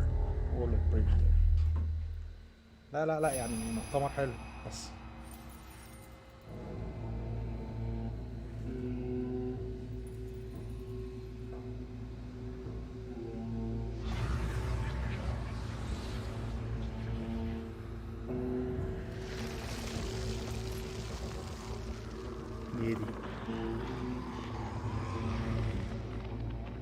دي هورو.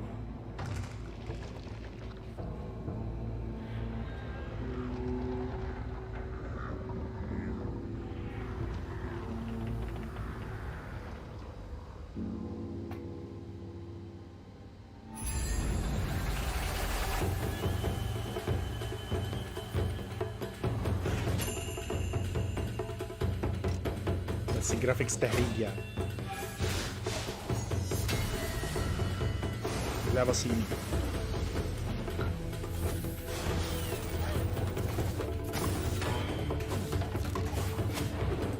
بيعمل ايه الزبون ده؟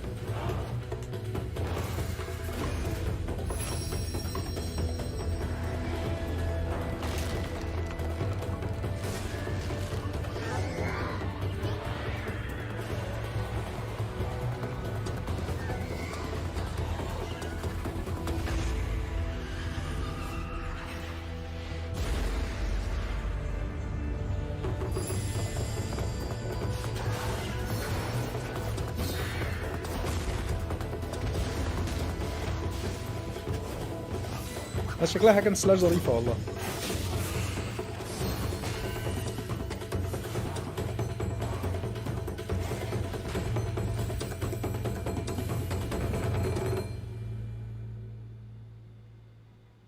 أنا بحب أصلا الثقافة بتاعتهم بقى بصراحة، يعني بحب الثقافة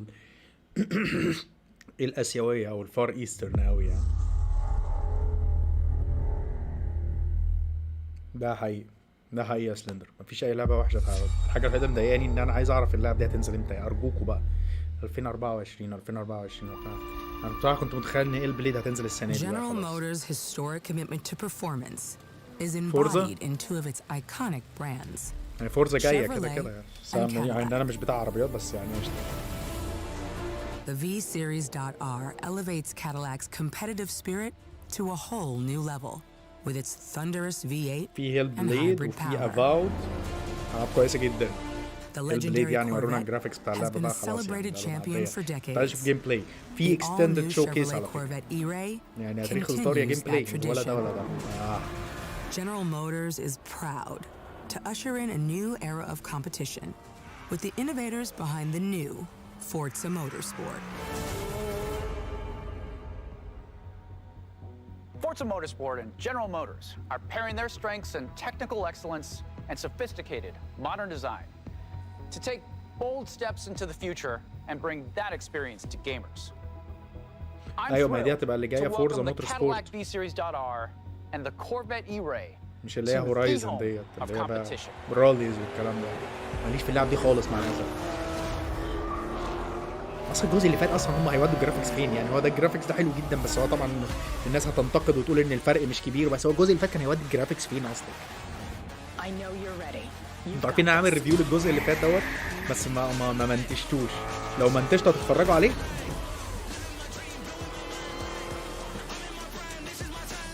Let's tweak the car's performance for the next one.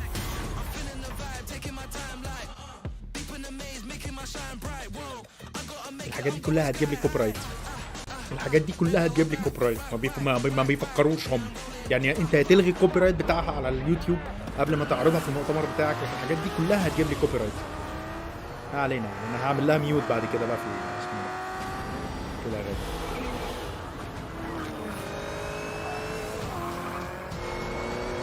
That was your best lap yet.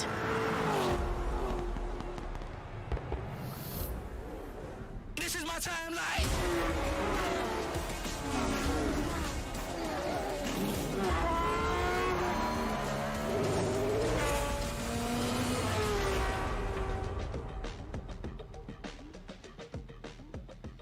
لا باليوتيوب بيعمل لك اوبشن ان انت تشيل الاغنيه او تعمل ميوت للفيديو في الحته دي، فهيبقى الصوت مش طالع بقى. قشطه يعني. لو رجعت الستريم اللي فات هتلاقيني عملت كده. بيزيزدا فاجئني مثلا اقول لي ذا ايفل ويزن. I have seen all that ever was and all that ever will be. I have seen betrayal. The Elder Scroll Online. Endurance. The Elder Scroll Online. Ambition and courage. I am the one who knows.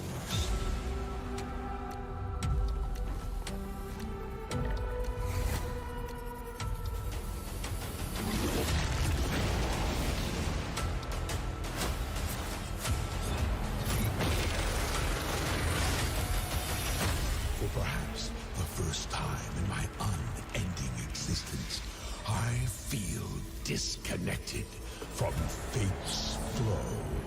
Unseen forces move against جماعة انتم منورين. for forbidden بعيدا يعني عن الهري ده، مش مهتم اطلاقا بالهري ده بصراحة، مش هكدب عليكم، لكن انا سعيد جدا يعني.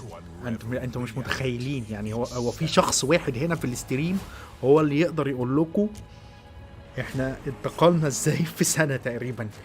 احنا قاعدين دلوقتي في ستريم فيه الحمد لله يعني بسم الله ما شاء الله يعني، اللهم ده بدون مقاطعه 200 حاجه و50 او 200 فوق 200 بني ادم. انا كنت بقعد انا وياه وبنقعد نلعب ساعتين تقريبا لوحدنا. انت يعني اعمل الستريم على اليوتيوب على القناه التانية، تشتركوا من لكم حركه حلوه دلوقتي.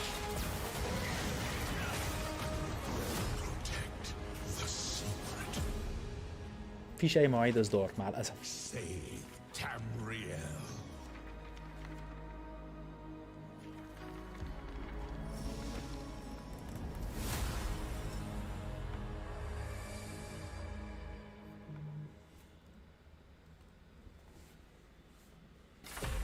CSIS Unit 37. Toronto is under attack by Null Sector. There's something different about Null Sector this time. Overwatched. They've taken over most of the city and they're rounding up Omnics. They need our help. People are answering Winston's recall. There's new blood on the team, and we have so much to teach them.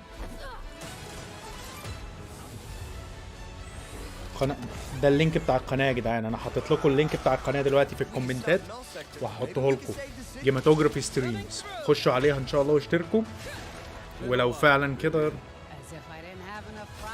نرجع على اليوتيوب بالظبط لعبه البسكليتات دي. So we fly up there, smash through anything that gets in our way, and put another business.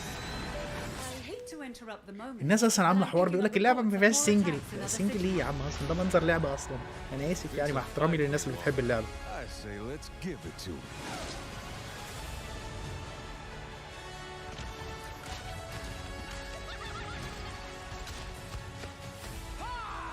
Engage. Target mark. Time to create peace with bullets. عايز ايه يا ياهو انت؟ يا ابني انت مش محتاج تطبيل يا عم ياهو، انت جامد جدا لوحدك حبيبي يا ياهو.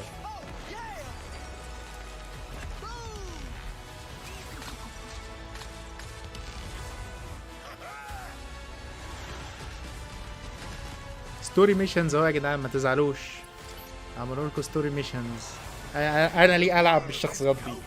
ولا شكلهم عاجبني ولا الجيم بلاي عاجبني ولا داخل في دماغي اي حاجه. انا اسف يا جدعان، انا اسف لو انا بهاجم اللعبه دي وانتوا بتحبوها. انا اسف، اللعبه دي سيئه. اللعبتين الواحده اللي لفتوا انتباهي كانت فورتنايت وكانت اسمها ايه ديت، وكانت كول اوف ديوتي اسمه ده وور زون، وقبلهم طبعا هيلو انفينيت. على فكره كان هيلو انفينيت المالتي بلاير بتاعها احلى منهم، مع الاسف الشديد دمروه واتاخروا جدا في الحاجات بتاعته. فالمالتي بلاير بتاعها الروم السيرفرات بتاعتها ما بقتش كويسه، لكن هي كان المالتي بلاير بتاعها كان هايل، كان عاجبني جدا. اي نعم كنت بتطرقع. بيرسونا كيدز، عارف اللي هو ايه بيرسونا كيدز.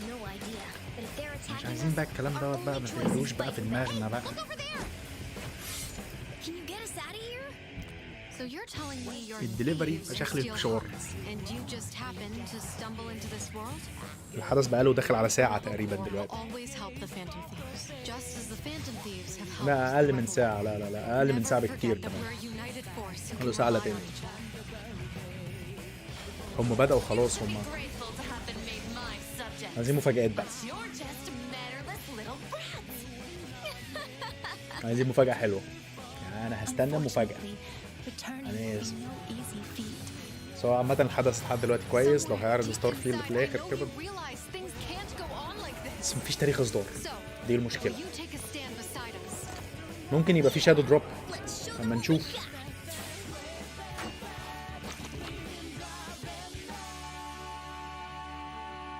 عايز اعلق الصوت بتاع اللعبه دي، يعني انت حاضر اهو انا مش عايز العبها يا عم.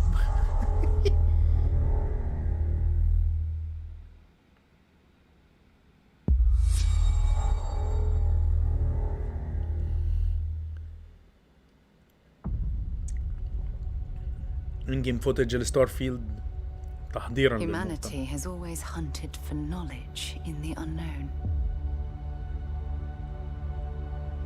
The wonder is not that the field of stars is so vast, but that we have measured it.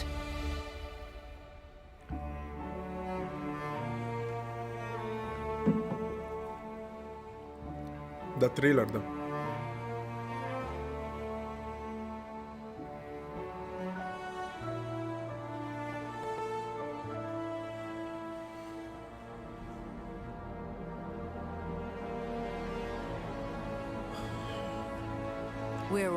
بحبش انا الحاجات اللي بقى 25 سنه بنعمل لعبه.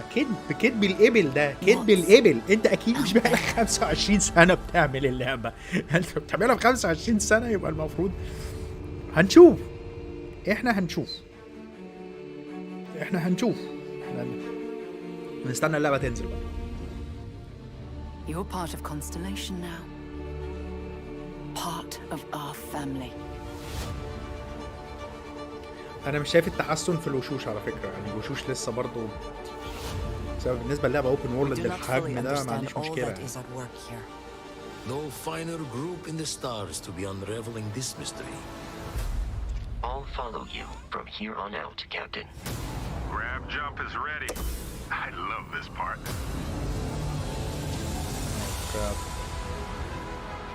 عشان كده انت حاطط 1000 كوكب. These artifacts could be everything we've been looking for. Another great secret the universe is asking us to unravel. Human settlements throughout the galaxy could be at risk. Okay.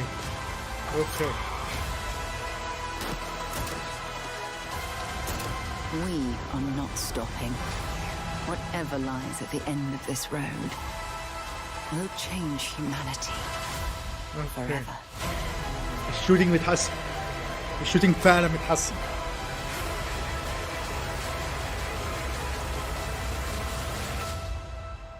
This is where we belong. الانفايرمنتس مش عارف، يعني انا مش عايز العب في لعبه كواكب فاضيه يا عم. انا مش عايز كواكب فاضيه. انت ليه بتوريني فيديوهات كواكب فاضيه؟ انا مش عايز كواكب فاضيه، انا عايز كواكب فيها مدن واروح انا واعمل كويستات وبتاع. هنستنى النص ساعه. سبتمبر 6. ايه؟ سبتمبر؟ هي كانت سبتمبر ولا نوفمبر يا جدعان؟ سبتمبر يعني بعد شهرين. انا هسقط. انا هسقط يا جدعان. انا المفروض بذاكر. الشوتينج اتحسن فعلا. لا بالظبط، دي عارف انت تتسمبوسه.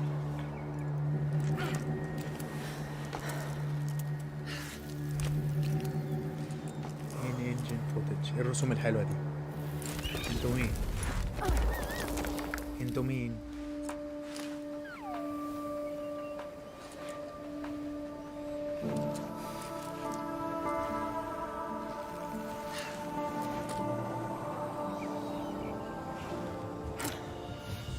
ماجستير يا باشا، بذاكر عشان نقابه المحامين في انجلترا. والله اجلت الامتحان كان الشهر ده اجلته، وقلت هخش امتحان شهر 1، شكلي هخش شهر 6 السنه الجايه. ايش يروحوا السنه الجايه بقى رازعيننا بقى GTA 6 تبقى خلاص.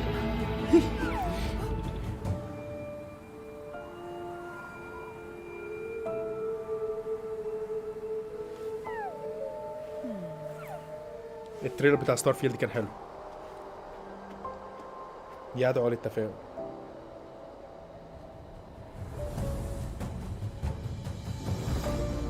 3 شهور يعني مش مشكله. سمكور بتقفش عليا ليه سمكور؟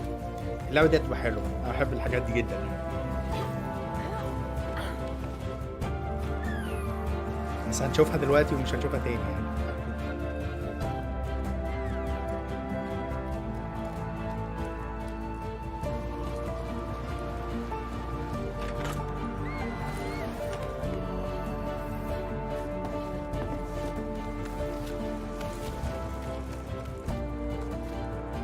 بلاتفورمر ريلاكسنج كده، تقعد تهدي اعصابك كده وخلاص.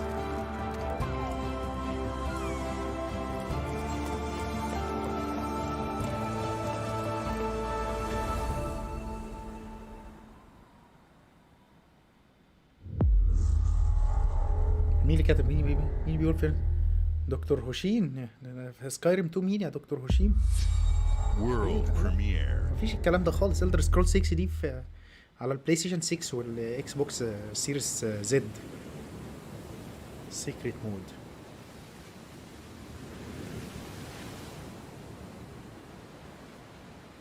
خطلت انشارت دي بس يا عم. لا خطلت.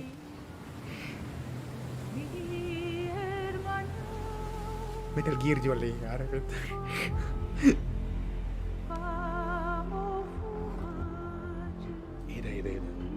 ايه الاتموسفير ده يا اسطى؟ ايه الحلاوه دي؟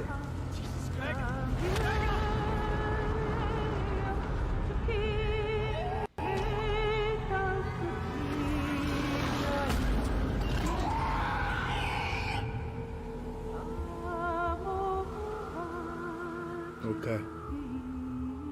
arrive early 2024. بس انت كنت المفروض تورينا اكتر. سومو ديجيتال سيكريت مود.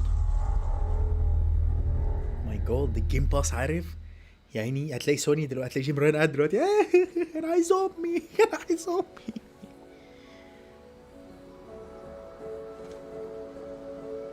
لسه فاضل ساعة وربع تقريبا.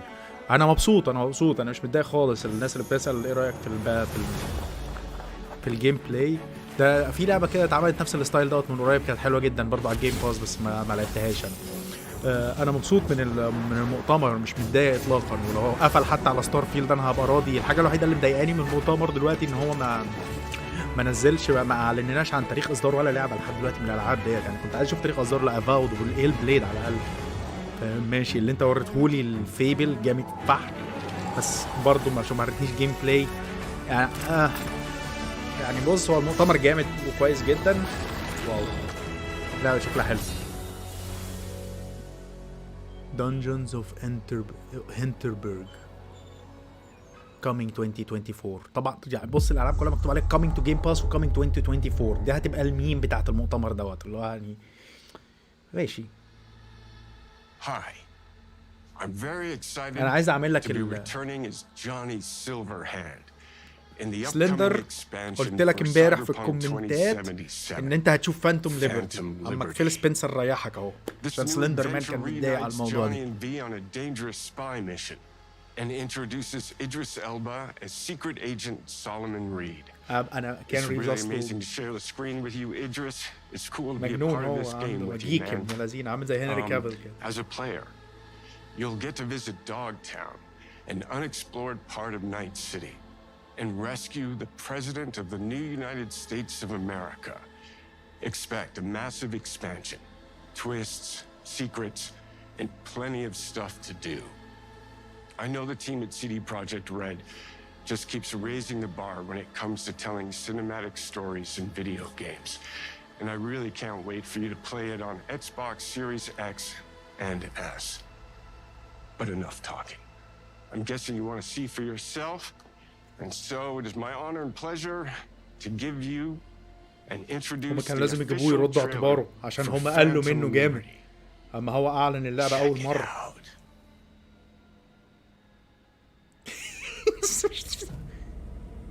There's gotta be a way out. العبها على البي سي بصراحة.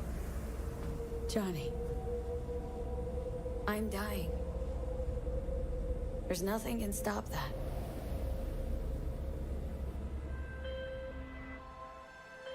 V. My name is Songbird. I'm an NUS intelligence analyst. I know about the bomb ticket in your head. اللعبة دي لو تنزل السنة دي. And I can save your life. What's the catch? اوكي cool. I need you to get to Dogtown. أنا مش عايز احرق لكم. مش عايز احرق. نتكلم. President managed to crash her Space Force One into our humble district. Man's got 1,001 reasons to want Myers as a hostage. Sleeper agents. Time to wake them up. So NUSA's tossing us back into the fray, huh? Stay sharp. We're in the wolf's den now. Get Myers out of خلوه يعوم. Time to evac. عشان الناس اللي كانت بترعى المية عارف. Her safety is the سيدي top بروجكت ريد priority. هتصالحنا. أتمنى. They catch us out here, we're dead. Wait, hear that? God almighty, it's moving! It's a Mick. This way, quick!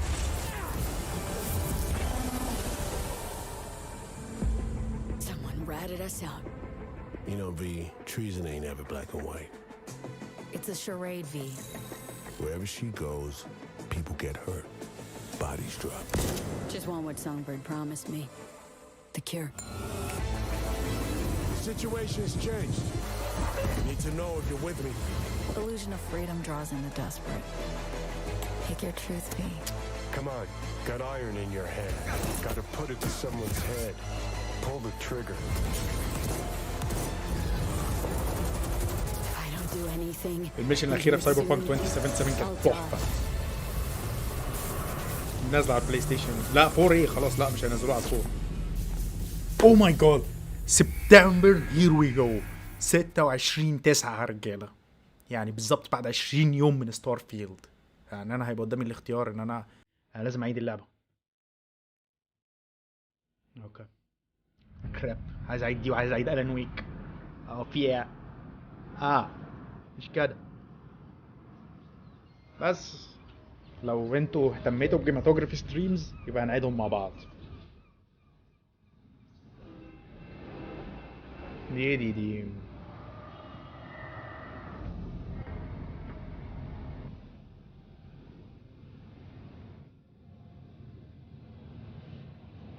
دي سيتي مش عارف ايه دي صح؟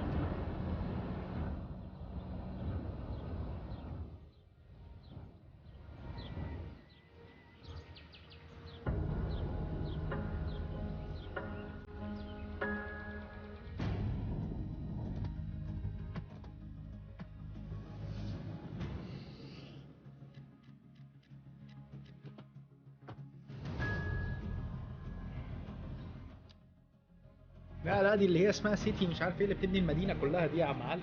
ايه مالك بس كده؟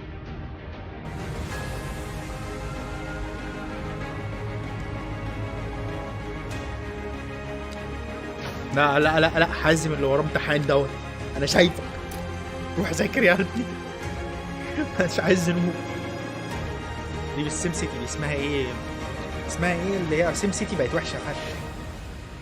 سيم سيتي بقت وحشة مستحيل دي تكون سيم سيتي. اسمها ايه؟ اسمها سكاي ليميت مش عارف سيتيز حاجة كده. اسمها اسمه خزعبلي كده. سكاي فيو سيتيز حاجة كده. عامة هي لعبة حلوة يعني بس عايزة فلوس او عايزة وقت. سيتي سكاي لاين 2 بالظبط. شكلها حلو جدا بصراحة. انا بحب الالعاب دي بس هلا واحد هيلعب بيه ولا ايه؟ انا لسه عايز العب ديابلو.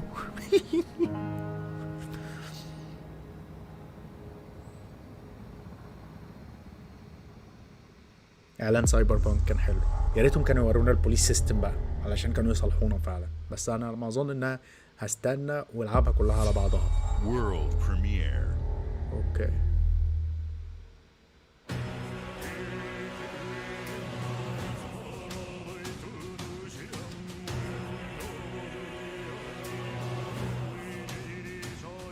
ークを覚えてるか？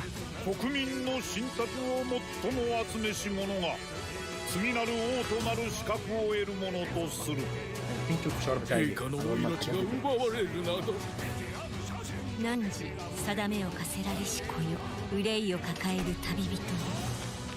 こいつが俺の凱旋者だ。果たして誰が次の王か。己自身に命じなさい。内なる英雄の姿に変われと。真の王を志すならば打ち勝ってみせよ。僕のいる世界の出来事は君にとっては餌だ。この国は今有史以来の危機にさらされている。どうやら面白い力を手にしたようだ。主君に捧げると決めた覚悟そのものだ。これこそ人間の真実だ。道は二つに一つ。またあったね。やはり君は興味深い。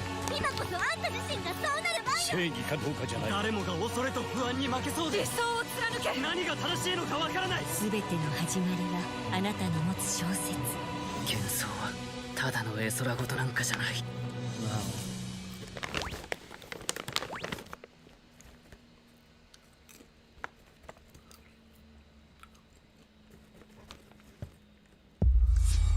World premiere.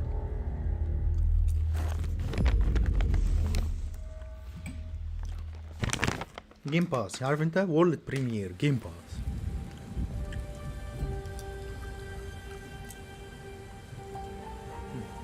لحظة كنت بفكرهم هيعلنوا عن اوري. Humanity's cities have fallen. المؤتمر ده عايز اوري والله. Our people's only means of survival is دي to seek sanctuary دي اتاك اوف تايتنز in the belfry.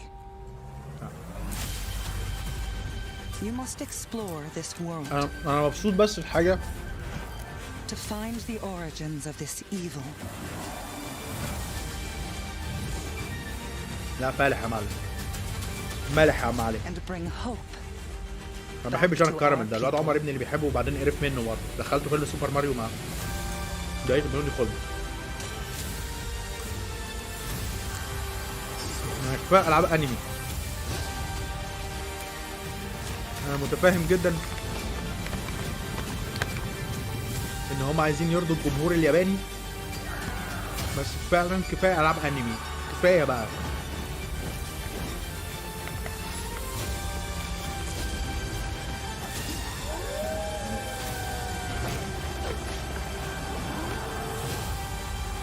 Together, you can save humanity.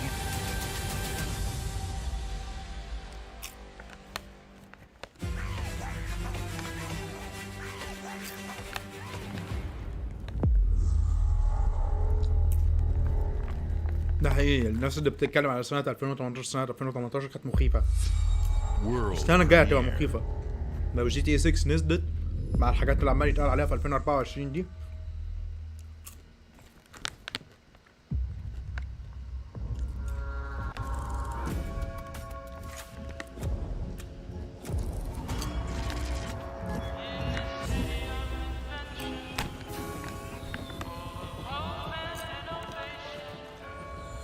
Really?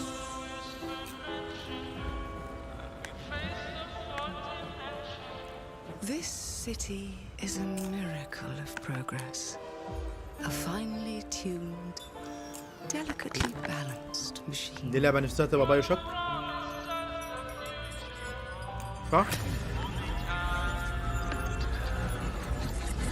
اللي بيحبوا بايو شوك But it only takes اللي عايزين يبقوا لعبة، عايزين لعبة جامدة. rebellious little gear to ruin everything. يلعبوا سيستم شوك يا رجالة. If you resist my rule, دي مش اوتر وورلد دي. if you alter our past, if you threaten what I have built, المرة دي بس كنت طالبت لي there جبنة. is nowhere in space or time where I will not destroy you.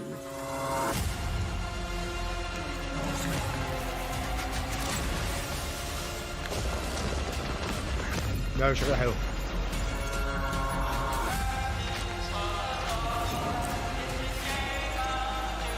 انها بتقلد باي شوك وديس اونر بس حلو.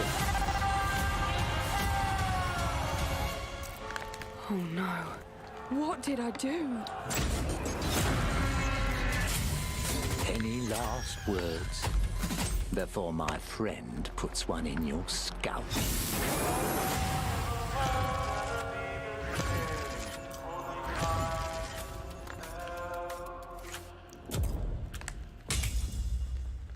دي نازلة قريب. دي نازلة قريب. يعني Thank you all for joining us. Today is a special day for me and the team. بابا نويل. I'm excited to see 11 games showcased from our first-party studios. We opened with Fable from Playground Games, which will bring the franchise into the modern era while staying true to its British style and humor.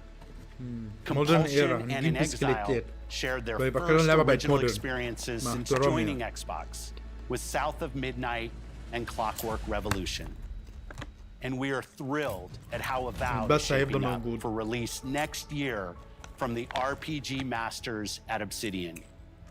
In addition to Avowed, our studios will deliver Hellblade 2, an all-new Microsoft Flight Simulator, Towerborn, and more in 2024.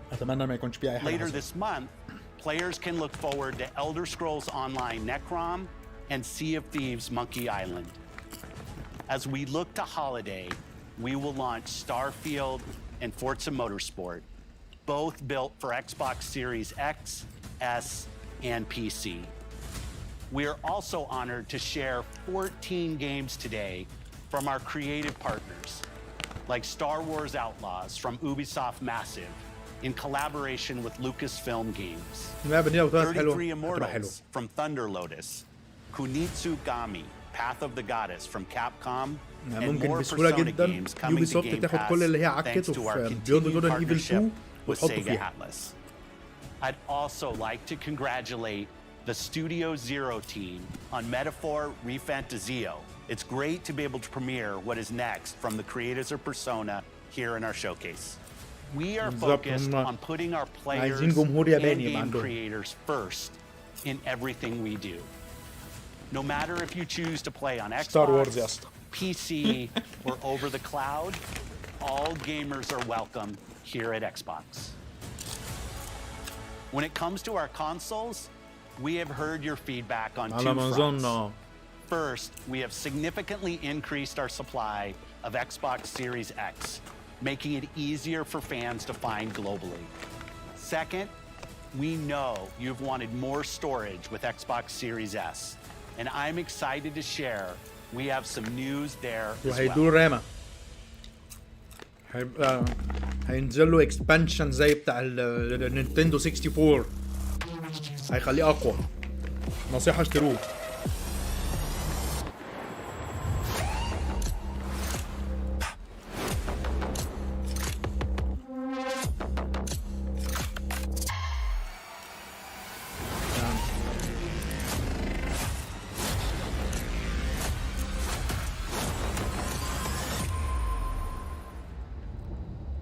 ماسكه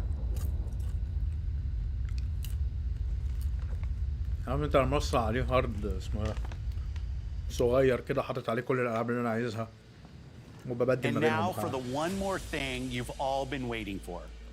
Prepare for the most comprehensive deep dive we've ever done for the biggest game we've ever built. So sit tight and enjoy Starfield Direct. ده ايه الراجل ده هو اللي انقذ اكس بوكس.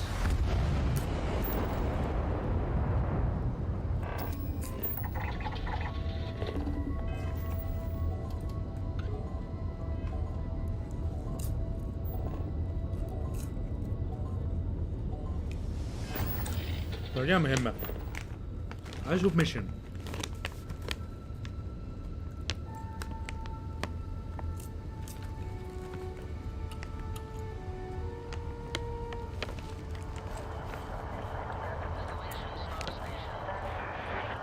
نص ساعة كده المفروض ان هو نص ساعة. حاسس جري بسرعة ولا ايه؟ الناس دول كلفتونا. Hey قعدوا everyone, يقول لك thank you so ساعتين. much for joining us today and welcome to Bethesda Game Studios. You know, we've been so lucky over the decades to make the kind of games that we love here. And that's thanks to all of you. From the Elder Scrolls to Fallout, we love creating these worlds and playing in them just as much as you do. And throughout all that time, we'd often talk about and dream up the space game.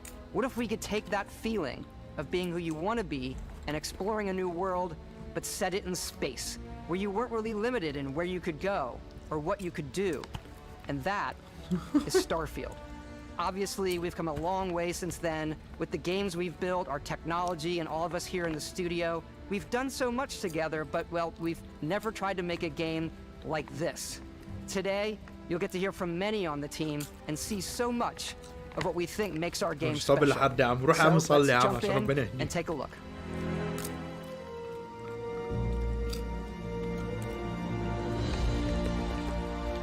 Starfield is our first new universe in over 25 years, but it's still a Bethesda RPG through and through, where you step into a new world and you get that feeling of unlimited possibilities.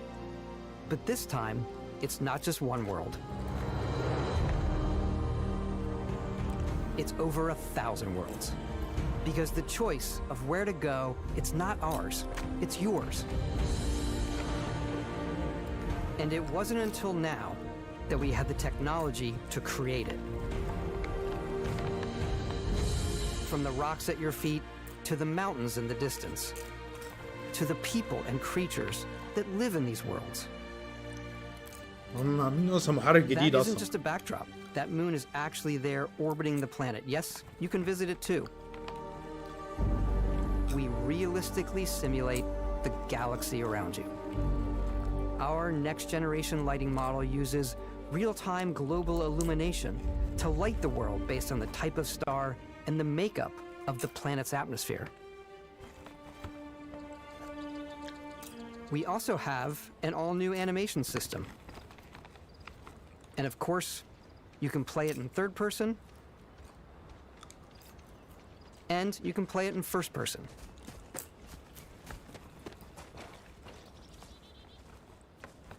We love exploration and rewarding it, but you do explore differently in this game given its scale. That usually involves exploring an area you've landed in. You can collect resources, do a mission, and maybe even stumble upon something unexpected.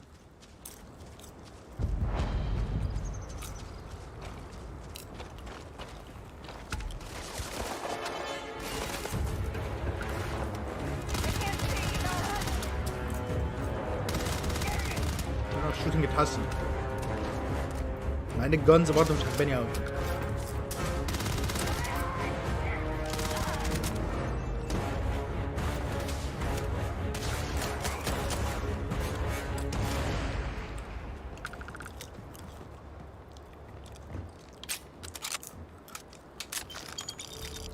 We do love stuff and all of the items allowing you to pick everything up, and you can view all that in your data menu. This is the hub for everything you're doing, from your skills to your ship, your missions, and your inventory. We love to pack a ton of detail in every object, from all of your weapons to spacesuits to food. We just obsess over the details, and food. We obsess over food. When you're done exploring, you can walk back or fast travel to your ship. We have companions and crew you can take with you. I left Vasco here back at my ship. Welcome back, Captain Howard. And he can even say your name. Let's head out. هيقول لي كابتن جبري 1.3 قال لي كابتن جبري. Our mission was to convey the wonder and majesty of space exploration, to evoke the romance of the golden age of early spaceflight. And we've been referring to this approach as NASA Punk. This means a design language where the tech is advanced, yet still looks grounded and relatable. For us, it's that contrast. That's where the visual interest is. Obviously, the NASA, which is the rigid, hard function over style, and then Punk, which is all about style. You can see that visual style coming through in your ship. Your ship is your home for you and your crew. And like many of the spaces in our game, it has a slightly retro and analog touch, a bit of lo-fi rather than sci-fi, where everything is well used, worn, and lived in. Alrighty. What's the plan, Captain?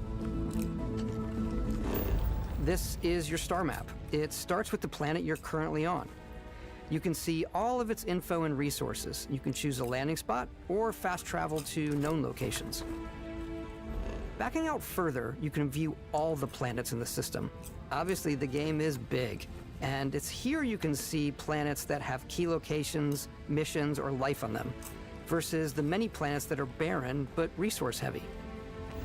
Zoom out even further to see all the systems in this part of the galaxy. Here, you can plot a course to ones that are light years away.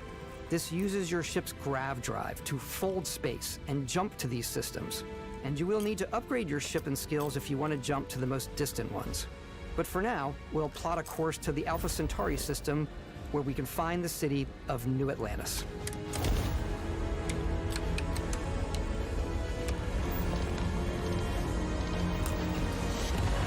Simulation film Interstellar. Welcome to UC Space. Maintain your current course while we scan your ship's cargo. Scan complete. You are cleared for landing at New Atlantis.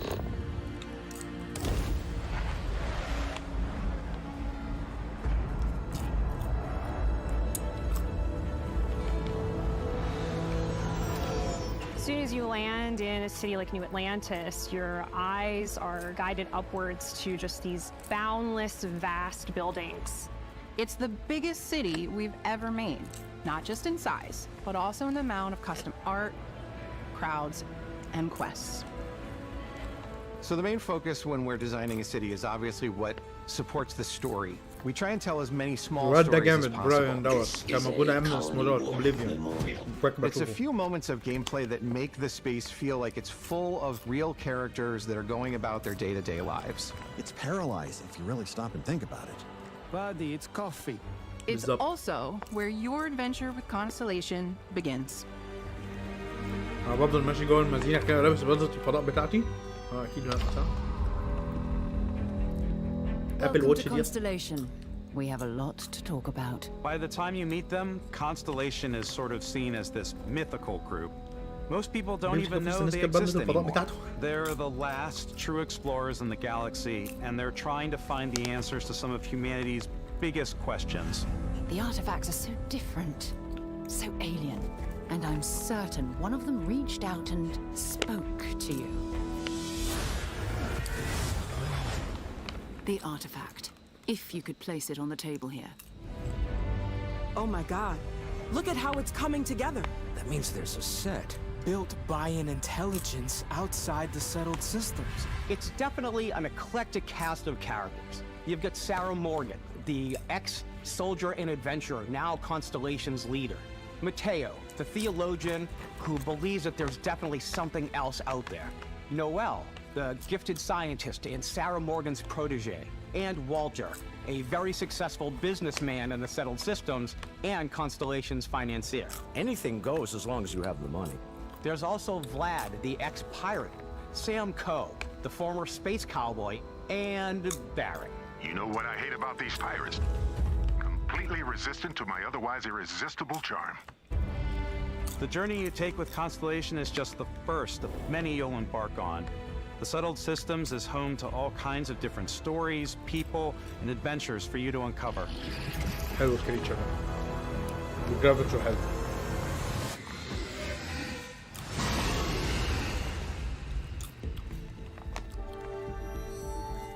The United Colonies is where you'll find New Atlantis, the first major human settlement in space. The people who live here value law, discipline, and the legacy of humanity. They consider themselves the true children of Earth. You ever think of joining up with the Vanguard? Help the United Colonies, even get your UC citizenship? New Atlantis isn't the only city within the United Colonies. The city of Cydonia on Mars to this day serves as the largest mining facility for the United Colonies.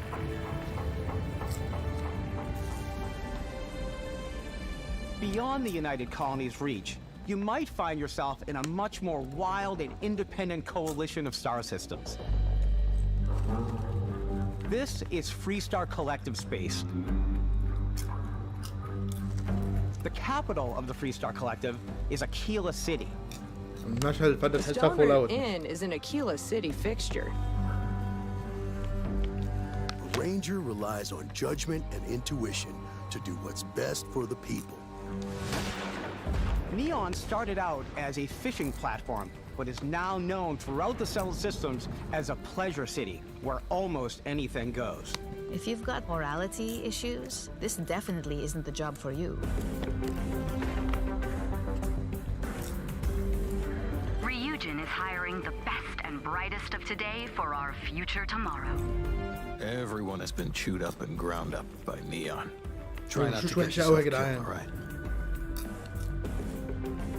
Outside the bounds of civilized space, there are still plenty of unclaimed systems to explore, but these areas are also home to the most hostile factions in the galaxy. The great لدرجة بتصير تحسن الشوتنج بتاعها تحسن. all ورونا البيئات. shall be made dust in time. A new face. This is the face of a brave runner here to challenge the Red Mile. They think the galaxy is theirs. They are wrong. It belongs to the Crimson Fleet. It always has. In Starfield, we're pushing our cities and settlements further than we ever have before. It's all there, waiting for you. A slice of humanity's future. So, ready to get out there? Throughout the galaxy, there are so many things to see and stories to experience. But the most important story is the one that you tell.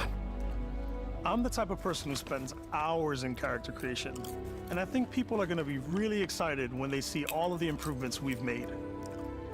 One of the biggest overhauls was done through our character generation system. We scanned a wide range of faces from different age groups and ethnicities, and by mixing and matching out that data, we were able to create highly detailed and diverse characters. We use that exact system to create all of the characters and NPCs you're going to see in the game. So any character you see almost always is a character you could make yourself. يا رب ما تطلع مقلب.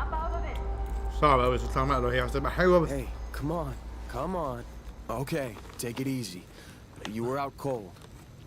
No physical damage. Mentally, the jury's still out. You know who you are? New recruit for Argos Extractors? Ring any bells? Any of this look familiar? You start your character creation journey as though you're cycling through employee records. You'll pick from a lineup of 40 presets, and that'll be your starting point. Your journey from there can be as detailed or as quick as you want it to be. This new system has more to offer than ever before. It's also the simplest character generation system we've ever had. We let the player get as close as possible to make whatever they want. With the various facial morphs you can blend together, the dermesthetic and makeup, blemishes, scars, piercings, teeth settings. It's a lot, but I think it's the most fun to use. Character creation is more than just how you look. This is also where you start to decide who you want to be. That's where backgrounds come in. Backgrounds give you a bit of backstory and start you out with 3 basic skills. From chef to dusty. You know, the crew still has a betting pool about which restaurant critic you must have crossed to wind up here. What's great about backgrounds is you never know when yours is going to come in handy. You could be in the middle of a fancy restaurant talking to some guy, and suddenly you learn he needs a beast hunter to help track down a monster. Fine. I probably should stick to professionals anyway, given what happened the last time. We're also giving you the option to customize your build even further by letting you pick up to 3 traits.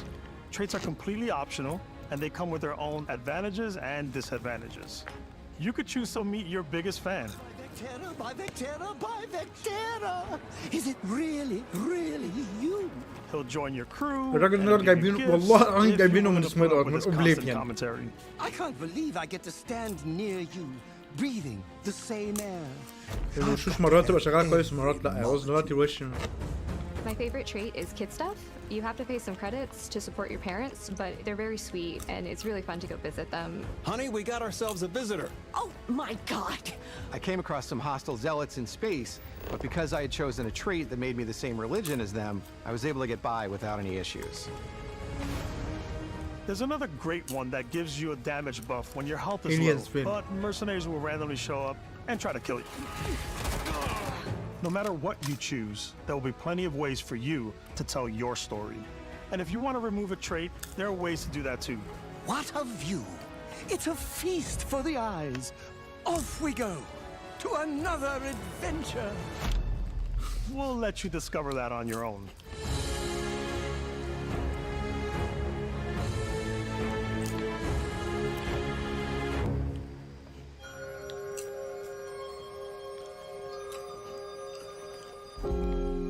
Once you've built the perfect character, that's when your journey can really begin.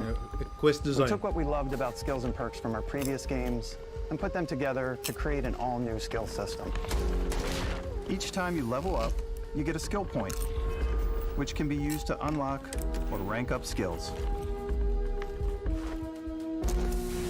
Ranks are unlocked by completing challenges associated with that skill. معه 5 ألعاب حصرية. الراجل. Challenges become increasingly difficult as you work your way to higher ranks. With our 5 different skill trees and 4 ranks per skill, there's a lot to choose from. I like the Xenosociology skill because it lets you mind control aliens. Boost pack out of the gate. I'm boost packing everywhere. Shooting. I like maxing out my physical trees strikes and just punch my way through combat.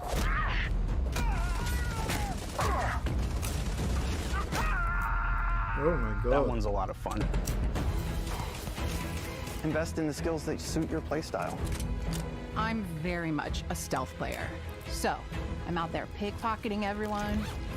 My favorite part about being stealthy مشكلة كبيرة جدا مطورين كتير مش عارفين يفهموها ان المطورين اللي عندهم مش بتوع تسويق فما ينفعش تجيب واحد مثلا شغال عندك موظف وتتوقع منه ان هو هيجي Fine, I'll issue you an access card. I'm more of a run and gun player. I like doing a death from above thing where I boost. ان هو هيعرف يمثل لك ويعمل لك حاجات هم دلوقتي بيحاولوا يعملوا حاجة بتبقى كرنج لما هم بيعملوها يا عيني بس هو مش مسؤولين. I like blowing stuff up.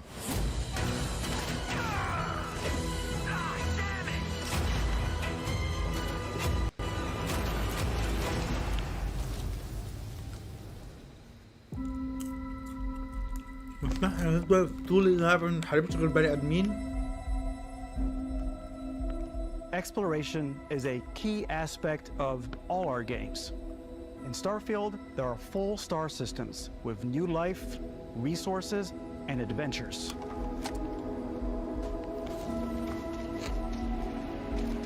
Our team works hard to strike a balance between fun and realism. We study data from NASA and a multitude of other sources to help us make the world feel believable. From the way we approached planetary atmospheres to the way we placed biomes based on the planet's distance from the sun. Once we had created a grounded world, we could start looking at all the things that make that world fun. When you leave a planet and head into space, you'll be navigating asteroid fields, having chance meetings with interesting strangers, dogfighting in space, and exploring derelict ships.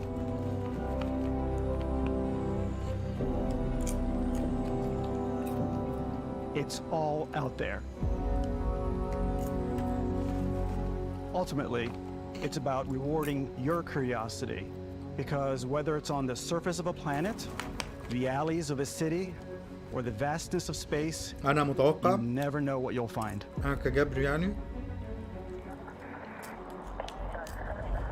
أنا مش هتبسط في الإكسبلوريشن بتاع اللعبة دي. هوديها مهمات. مش شايف حاجة تخليني عايز استكشف. Space exploration is possible thanks to your ship. Your ship is almost like having another character or home you can make all your own. I think you'll be blown away by the amount of stuff you can do. You can buy a ship. I'm sure you can find something you like. Customize and upgrade that ship. And hire a crew to keep it up and running. And it all starts in spaceports. Every spaceport has a ship technician where you can purchase, sell, and modify ships. Anything I can help you with? Maybe you start off with a speedy fighter that's perfect for bounty hunting. Then you might round out your ship roster with a hulking space freighter to run cargo missions, or even do a little smuggling. For now, though, we're going to take our starting ship, the Frontier, and make some changes. You can customize and upgrade everything you see here, and you have 2 ways to do that. You can quickly upgrade individual systems like your weapons or shields, or you can deep dive and enter the shipbuilder mode. Here you can change anything, from the systems to the look and layout. Adding a new habitat module can give you more room for crew. Adding cowling can change your ship's overall silhouette. An improved grav drive allows for longer distance space jumps. You can even fully customize your paint job to get the exact look you want. The parts you choose to build with don't just affect your ship's stats. They'll also affect what you can do inside your ship. You can have modules for crafting or for storing and displaying your weapons. Starfield's in-game ship manufacturers bring their own look and feel to every piece of your ship. From living quarters to cargo holds, mess halls, and control rooms.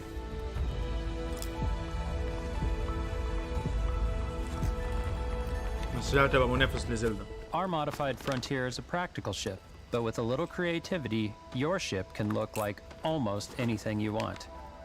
It's a bit odd, but one of my favorite ways of customizing ships is I make them look like animals. The HMS Platypus, as I called it. لعبة مش معربة. Where it had like a giant tail to it. And we've done spiders, we've done mechs. So it's really whatever your imagination is.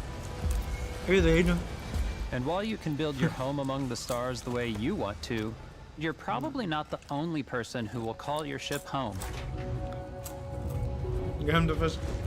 بتعمل سفينة على أي شكل أنت عايزه. Lift off when you are, Captain. Engines ready. The Frontier هي is اللعبة fueled دي and ready, Captain. نازلة تلغي ستار سيتيزن لأن هي صراحة ستار سيتيزن زودتها واللعبة بقالها كتير جدا مش عايزين ينزلوها بشكل كامل ولسه فاتحين الفاند ريزنج بتاع حاجة قليلة أدب. Until we either find an artifact or this lead runs dry. Each companion comes with their own valuable skills for دي your مش زي جاد ships اوف وور and دي ار بي outposts, جي يا ريس. as well as unique quest lines. Eventually, some friendships might blossom into romance. I don't know that I've ever really loved anyone except you. And if you're looking for a little extra help on your ship, you can always hire additional crew at spaceports. Got any room on your ship for someone like me? You'll also meet potential crew members out in the world. Still think there might be a spot for me on your ship? I gotta get off this rock. Assign crew to your ship or outposts, and their unique skills will affect how they run. كويس. And just like companions, most crew members can lend a hand in the field. Take Bosco, for instance. He's designed around the core basics of a NASA machine. Please avoid getting shot. You might die. I still wanted to give it almost a humanoid personality, so I elongated the limbs. This tends to make him feel more human-like and give him a little personality.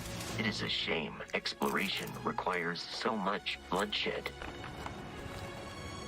Using the shipbuilding tools and crew selection features in Starfield, you'll be able to build and captain اندي the مين يا ship of عم؟ your ستار dreams. سيتيزن دي مجمعة مش عارف $1 مليار لحد دلوقتي. اندي مين يا عم؟ ده احلى اللي اندي.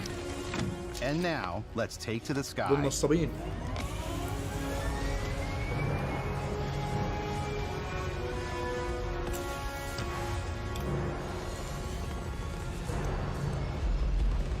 كويست. ورونا كويست يا جماعة. Extended gameplay. We're putting you in the cockpit of your very own spaceship and telling you that you can do pretty much anything, and that is really cool for us as developers. Spaceflight should be exciting and dangerous, and you should feel like you're in complete control every step of the way. We've extended that sense of control to ship combat. It's not about just hitting your triggers to fire your weapons. It's a complex dance. كنت عايز سلندر عايزهم يعني عايز الخريطة تبقى واضحة بقى زهقت يعني. Boosting power to your engines will كان make your في شقة ship صحيح faster. بنستكر هتيجي. ما جاتش استكر يعني. Powering up the ground drives will shorten the amount of time it takes before you can make a jump.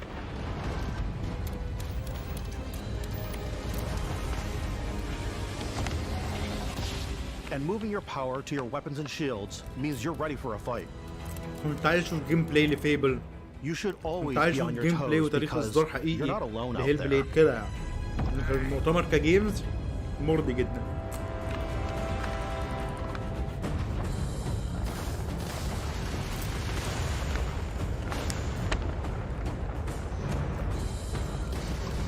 Unlocking the targeting control system skill will allow you to zero in on specific subsystems of the ship you target.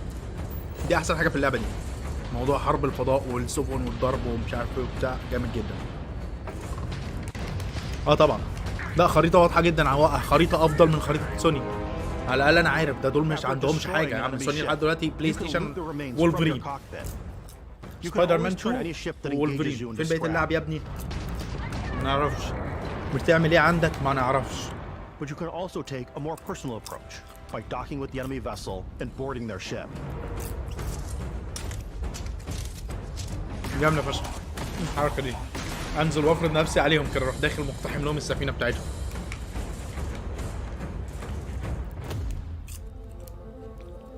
Once you've taken control of an enemy ship, it's yours. Add it to your fleet and retrieve it at any spaceport. But space is way more than fighting for your life. Just like when you're planetside, there are plenty of sights to see and stops to make on the way to your next adventure. Like these massive star yards. Walk the halls, talk to the crew, maybe get talked into buying a whole new ship. A civilian in my star yard. Let's see about getting you a proper ship, one worthy of you. Maybe you'll dock with a gigantic battleship, like the UC Vigilance. كان فيها نفس رهيب جدا. Or rub elbows with the galaxy's wealthy elite on a cruise ship fit for the stars. There are plenty of personal encounters to be had as well. You can hail any ship you come across to trade, swap info, or maybe even commit an act of piracy. Let's do this. When I'm playing, I generally go crazy. I definitely go like the more piracy routes. I want to take over ships. I'm gonna board ships. I'm like, this is now mine. I steal all the sandwiches and put them, you know, in my cargo hold that I have specifically for sandwiches. I don't want to play the hero, but I want to go out and just start taking things from people as quickly as possible. Some strangers might be looking for a little human connection. بتروح تسرق السندوتشات من الناس. ايه القرف ده؟ Hello, stranger. I just finished cooking up some food. If you want to come on over, just pop on by. Some of the best moments are the ones you discover on your ممكن own. فعلا ممكن زي ما سلندر بيقول. The thing I love most about Starfield is that it is a Bethesda game through and through. It's really about going to strange new places, meeting interesting people, and getting sidetracked on zany adventures.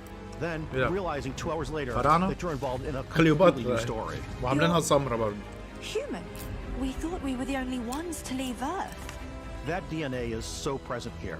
It's in our random encounters, it's in our handcrafted quests.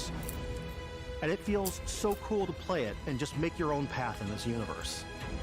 There are over 1,000 planets out there, just waiting for you to visit.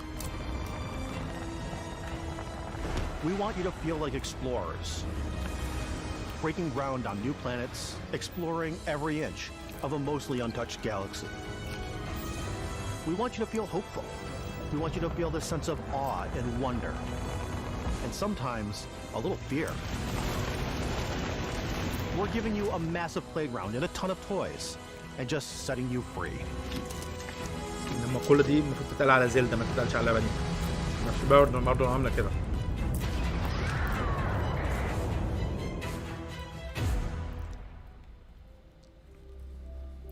Hey everybody, we've shown you so much stuff, but we thought we'd just take a little break and show you something a little bit different.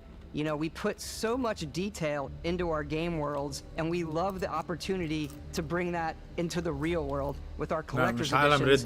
And for this game, we've done a watch. It is the Constellation Explorer's Watch.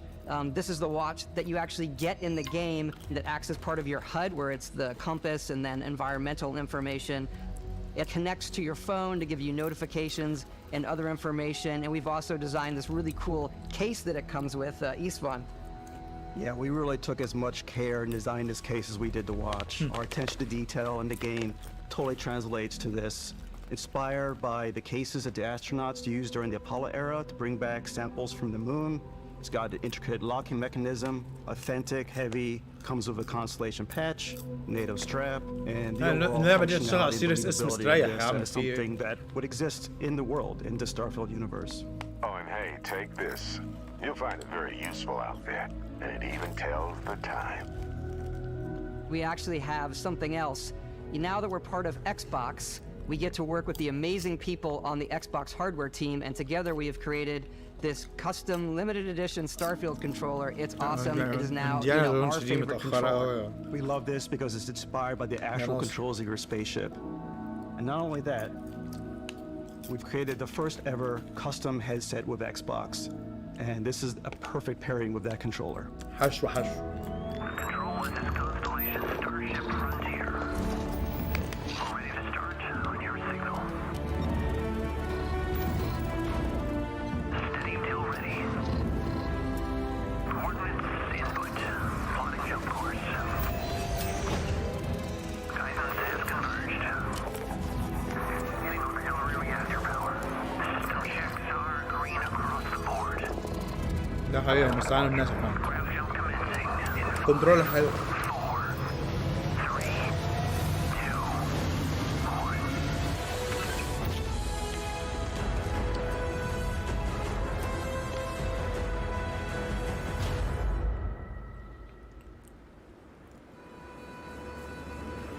In every one of our games, we always put so much care into all those little details that breathe life into our worlds. But Starfield isn't just a Bethesda Game Studios world, it's a Bethesda Game Studios galaxy. So why go this big with Starfield? Because we want to give you freedom on a galactic level. The freedom to experience both the exciting planets and the quiet ones.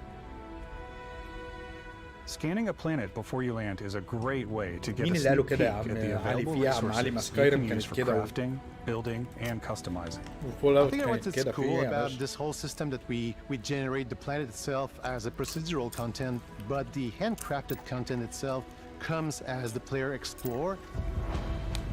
Our system builds the planet as the player approaches it. We stitch together a block of terrain. After that, we have the system that adds interesting locations for the player to explore, creatures to encounter, ore and plants to pick up.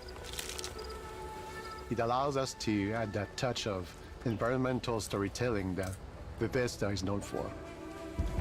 Aggressive creatures have been disrupting our experiments. Their habitat isn't far from here. If you could take care of them for us, we would be in your debt. So even if your friends were to visit the same planet that you had, you would have a different story to tell. ده عالم اللعبة يا جدعان، مش عامل سؤال.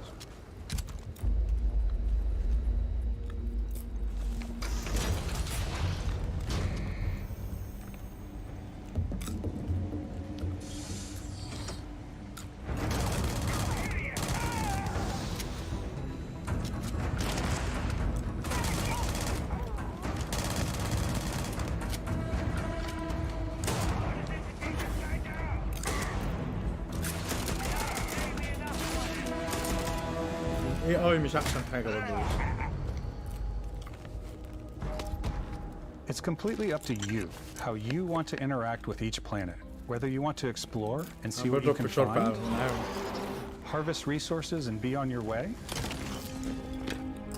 or simply take in the views. With the help of your scanner, you'll chart the uncharted and discover exotic wildlife. مين اللي قالوا كده يا عم؟ كنترول حلو. 'Cause Starfield isn't just a Bethesda Game Studios galaxy. So why go this big with Starfield? Because we want to give you freedom on a galactic level. The freedom to experience both the exciting planets and the quiet ones. كنترول حلو. If you have the skills, you can even figure out that certain creatures and plants, you can build an outpost and produce resources from those plants and animals. You can get experience and rewards for fully surveying planets and fully surveying a whole system.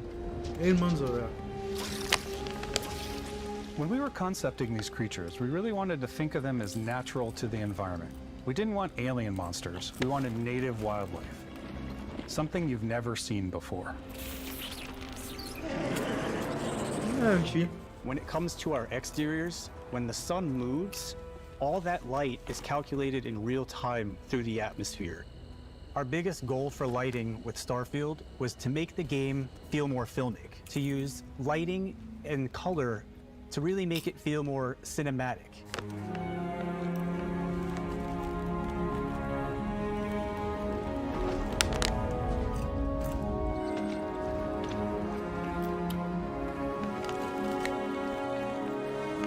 المؤتمر هينتهي على اللعبة دي. في بعد كده البي سي شوكيس.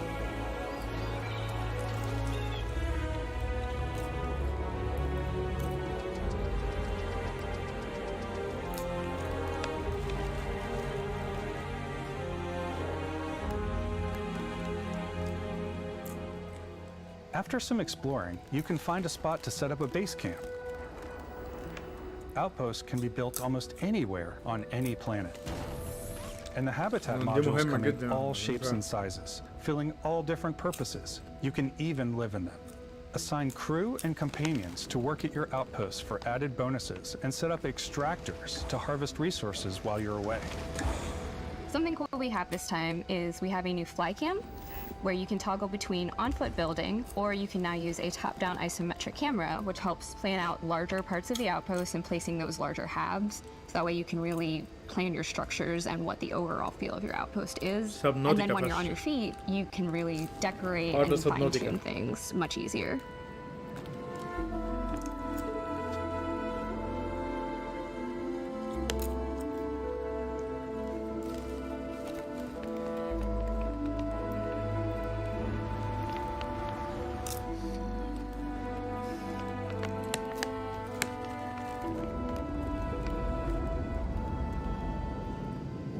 هي اللعبة دي فعلا برضه لما هتنزل هتلغي No Man's Sky. Research stations in your outposts to utilize any resources you find or already have.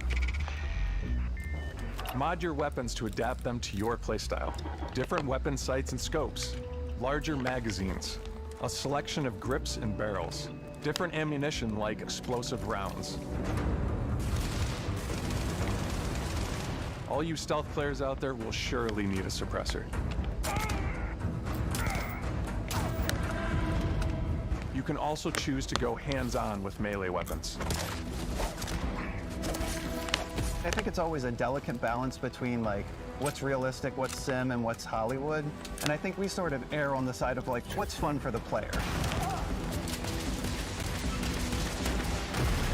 With Starfield, we've completely overhauled our combat. It's more dynamic, the animations are more fluid. It just feels great. We probably have more mods and more weapons in this game than I want to say any other game we've done before. There's a lot of variety. Upgraded gear is just one of the many factors to pay attention to when engaging in combat. You may need to switch things up based on your environment. بشكل غير مسبوق. Gravity is different for each planet, and boost packs are excellent. بس برضه خليكم فاكرين ان دي اللحظات اللي هم بيختاروها للكومبات وان كده ده احسن ما يقدمه الذكاء الصناعي بتاع اللعبه. Sometimes you'll even feel like you're flying.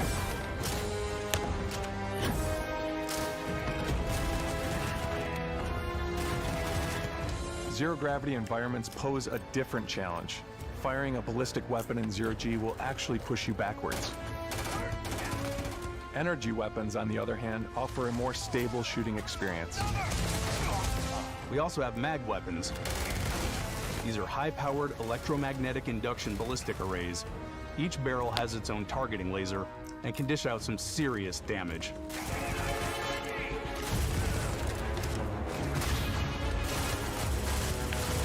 Whether you want to get up close and personal with your own two fists, Or you like more compact weapons like pistols and submachine guns. Or maybe you prefer something bigger.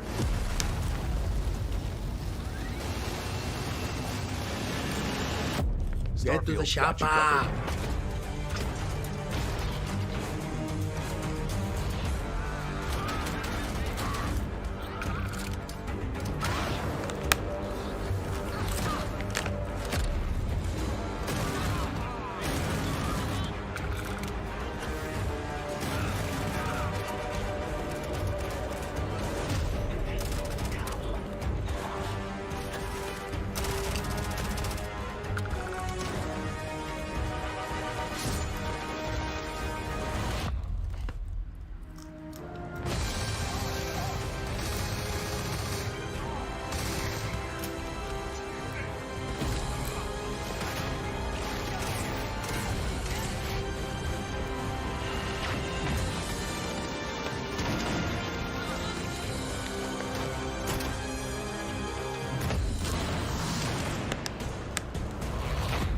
عادي يعني لا مش too good to be true ولا حاجة يا عم سمبور.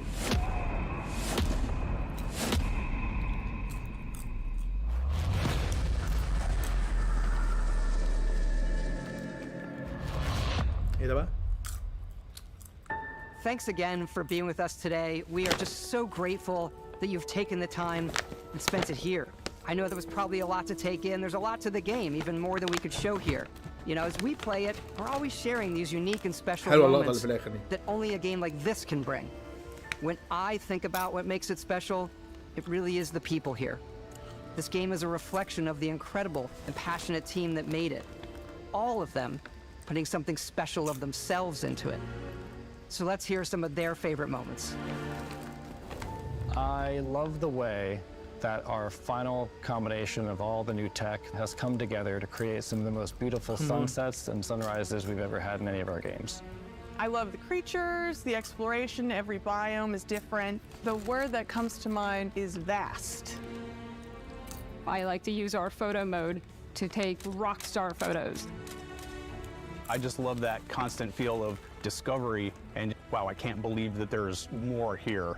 I'm most excited about our outpost building systems. My favorite part is every time you step out on a planet, it's a unique experience. معتمدين جدا على الموديل كوميتني كمان. You see it on the landing pad. These things are gigantic. It's the kind of thing that you just can't get anywhere else. There's something about seeing a tower over in the distance and going, I know the gravity's low here. I think I can make that jump. My favorite part is biomes, spaceships, audio design, planets, the day-night cycle. Those details matter to me. Diplomacy, exploration, freedom, the ending. Basco, obviously. I love the robot so much. The incredible amount of worlds we created. Sniper rifles, come on. Lever action, rocket launcher. Brain sprout. I love, but some people might find creepy. I don't know. I know it's right, Ben. The thing that I enjoy most about the game is the freedom to be who you want to be, do what you want to do. It's what you've come to expect from a Bethesda title, but on a much bigger scale.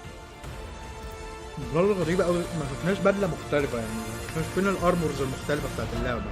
On behalf of all of us, we can't wait for you to play Starfield and make your own special moments. Let's go. Good luck, Constellation. ده حقيقي. مين كده؟ يا زيد الكاجوال جيمرز مش هيستمتعوا باللعبة دي.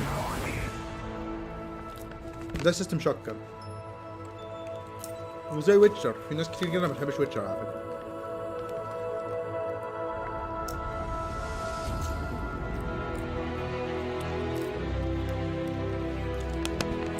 مش مفاجأة. عايز مفاجأة.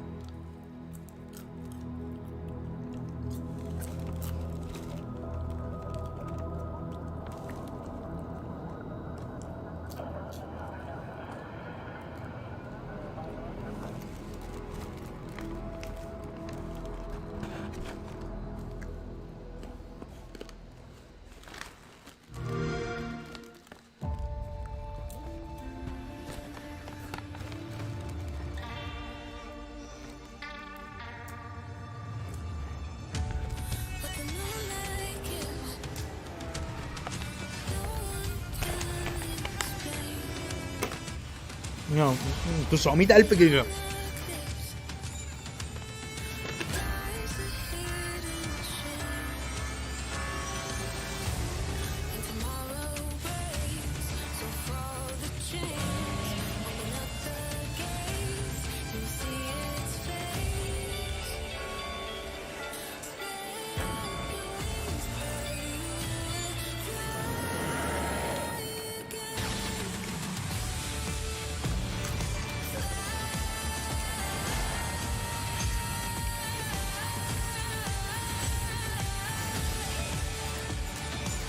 اللعبة شكلها حلو.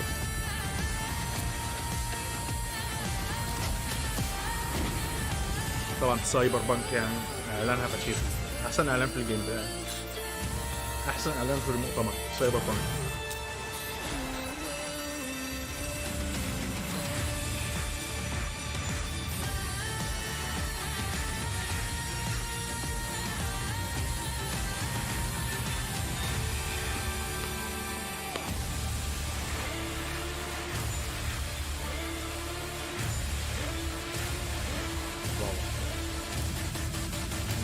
حدثني عن مكتبة الجيم باس واللي هيحصل لها. مكتبة مخيفة يعني، مكتبة مخيفة يعني.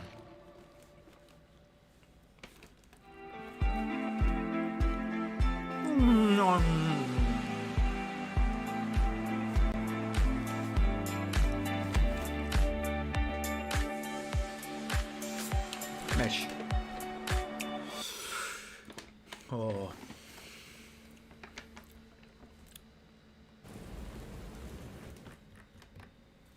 بتاع ده بقى له ساعتين ملبوس. او ماي جاد.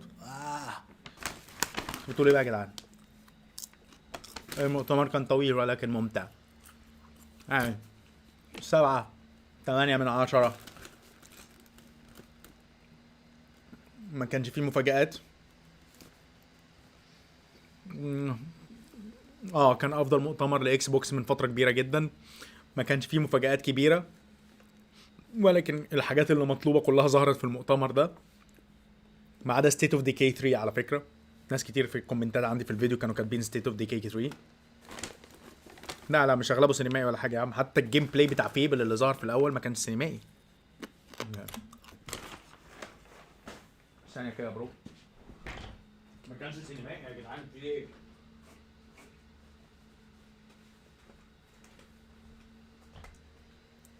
الجيم بلاي بتاع فيبل اللي ظهر في الاول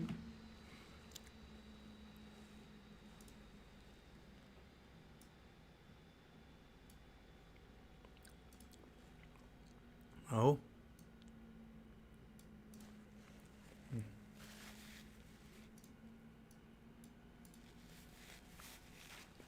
كانوا كاتبين ان هو جيم بلاي.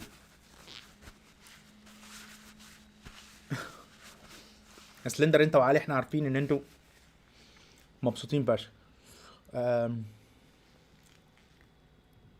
واحسن مؤتمر السنه دي فعلا. لا انت لو عندك بي سي قوي وبتلعب بيه. انا مشكلتي ان انا كاوتش جيمر جدا يعني. انا بص غيرت حتى الكنبه بتاعتي، جبت كنبه كده بقى ريكلاينر بقى وحركات وبتاع عشان اقعد بمزاج وبتاع، فاهم؟ فلعبه مثلا زي ستار فيلد فيبل مش عارف ايه، ما عدا الالعاب الشوتر الصريحه يعني. ستار فيلد مش شوتر برضو صريحه، كنت اسمه ده عاده بلعبها بالدراع وبقعد قدام الشاشه الكبيره والعب. لكن العاب الشوتر الصريحه بلعبها هنا على البي سي بتاعي، فاهم؟ وانضم لهم العاب السولز، عشان العاب السولز بتحتاج ان انا ابقى شايف الكاميرا من اليمين والشمال وانا على قدي فيها، ف قشطه يعني. بس مثلا في البث مثلا بتاع ستار فيلد كان في رغي اوفر، ما وراناش مهمه. كنت عايزه يوريني مهمه كده اللي هو عارف انت بيسموه uninterrupted جيم بلاي، اللي هو جيم بلاي ما اتقطعش ما اتقفلش اطلاقا. ودي حاجه انا كنت عايز اشوفها بصراحه. لكن ككل انا كانت عاجبني يعني، عاجبني جدا المؤتمر يعني. اللعبه دي مثلا واو يعني، ده الان جيم جرافيكس. كنت عايز اشوف بقى اكتر منها. طبعا ده ولد عامل بنت عشان تبقوا فاهمين يعني، باين عليه جدا يعني، باين عليه. هي دي الحته دي جيم بلاي، الحته دي جيم بلاي. بص الحاجات بس يعني يعني ما تبقاش ساطل كده، فاهم؟ وريني الجيم بلاي فعلا، وريني الهد وهو مش موجود عشان انا هصدقك ان ده جيم بلاي. قلت لك بقى ستار فيلد في ناس هتحبها وفي ناس مش هتحبها. يعني ستار فيلد يا يمين يا شمال. مفيش في ستار فيلد موضوع ان اللعبه هتبقى ليها معجبين او اللعبه الناس تقول لك عليها متوسطه. اللي هيلعب اللعبه وهيتبسط بيها هيتبسط بيها. انا عن نفسي شايف ان انا هلعبها وشايف انها عجباني. شايف ان عناصر الاكسبلوريشن بتاعتها مش هايله قوي، وهنا تتفوق زلدا جدا عليها في عناصر الاكسبلوريشن. لما نشوف اكتر بقى في الستايل بتاع العالم. حاجه مثلا من الحاجات اللي التريلر مثلا ما عجبتنيش فيه مثلا ان هو ما كانش فيه ارمورز مختلفه للشخصيه بتاعت اللعبه. انا اشوف تريلر بتاع افاوت تاني حاسسها متواضعه سنه يعني، ولكن برضو هي في الاخر خالص زي هتبقى عامله زي اوتر وورلدز كده يعني افاوت. هيل بليد متضايق جدا ان انا ما يعني ما شفتلهاش تاريخ اصدار. يعني اللعبه بقالها كتير جدا في التطوير يعني، ودي لعبه خطيه يعني حرام بقى. يعني مايكروسوفت اصلا محتاجه لعبه ثيرد بيرسون خطيه، ده اللي مايكروسوفت مفتقراه.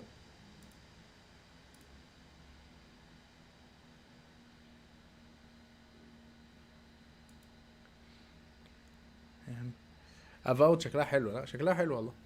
مالها في ايه؟ هي كولرفول قوي ملونه، ودي حاجه مش وحشه.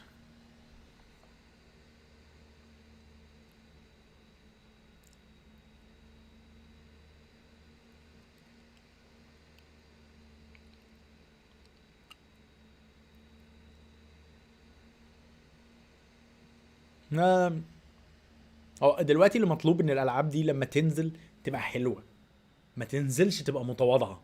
يعني ما تنزليش اللعب دي واكتشف في الاخر خالص ان انا مش مبسوط وانا بلعب، اللي هو يعني هيبقى عيب قوي، هيبقى عيب قوي. هاف اوت شكلها كويسه يعني، شكلها كويسه جدا. مالها فيه يا جدعان؟ مالكوا قافشين عليها ليه؟ لا لا لا لا.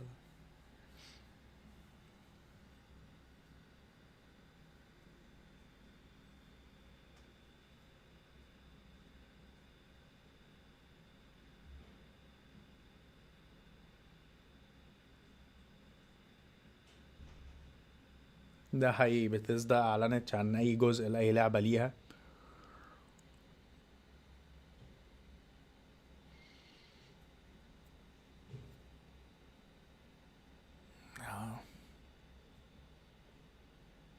عايز اقول لكم ان انا ممكن العب افاود اكتر ما العب ستار فيلد. بحب انا الحاجات دي جدا، الفانتازي بالنسبه لي مهم. مشكلتي مع ستار فيلد كمان ان مفيش الينز بمفهوم الالينز. كنت مستني حاجه زي ماس افكت بس تكون اكبر من ماس افكت، يعني اللي يفهموا الكلام اللي انا بقوله يعني.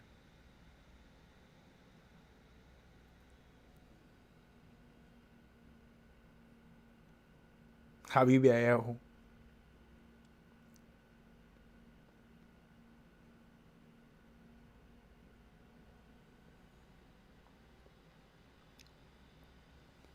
هو ده احسن مؤتمر، هو ده احسن مؤتمر عملته مايكروسوفت، احسن مؤتمر للجيل ده، فعشان ابقى حقاني. اما نشوف بقى ايه الاختبار الحقيقي وهو الالعاب نفسها، ايه اللي هيحصل فيها. كمان الموضوع اللي هم ورونا، بص البليد شكلها حلو فشخ. هي لو بنفس الجيم بلاي بتاع اللي فات يعني، هو انت مش محتاج اي حاجه، ونفس الصوتيات الرائعه بتاعت اللعبه. بص يعني انا عن نفسي مش يا عم انت ارحم ابو امك يا اخي. بعد كده ضيعنا وقتنا بقى في اوفر واتش واوفر نوتش وشويه العاب انمي. سايبر بانك يعني احسن تريلر، احسن تريلر نزل في المؤتمر كله كان سايبر بانك. مؤتمر جامد جدا طبعا وكل حاجه، وسايبر وسكاي وستار فيلد جامده وكل حاجه، بس احسن تريلر كان التريلر بتاع سايبر بانك. يعني مش عايز اقول لكم ان انا ممكن اجل ستار فيلد شويه عشان العب سايبر بانك براحتي، وبعد كده بقى افتح ستار فيلد.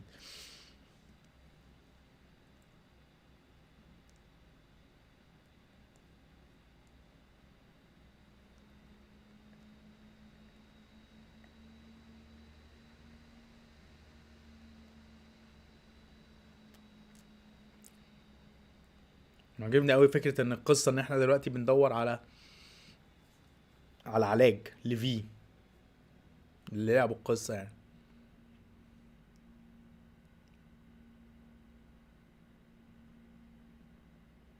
تكمله يا ياهو.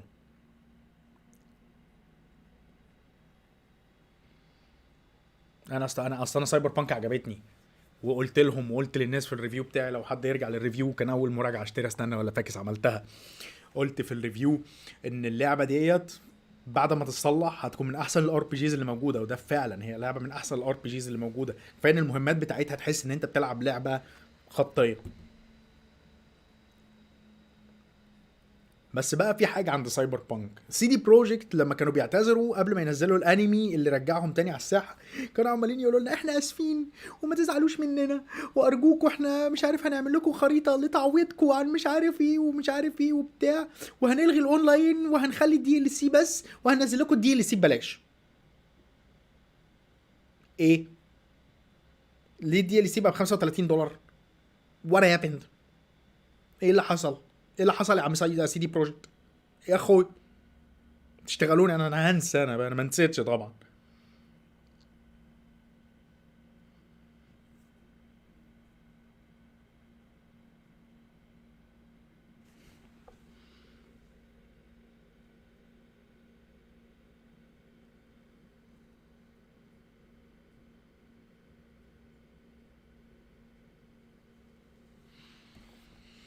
انا عايز اعرف بقى هو البي سي شوكيس امتى؟ بص اللي انا فهمته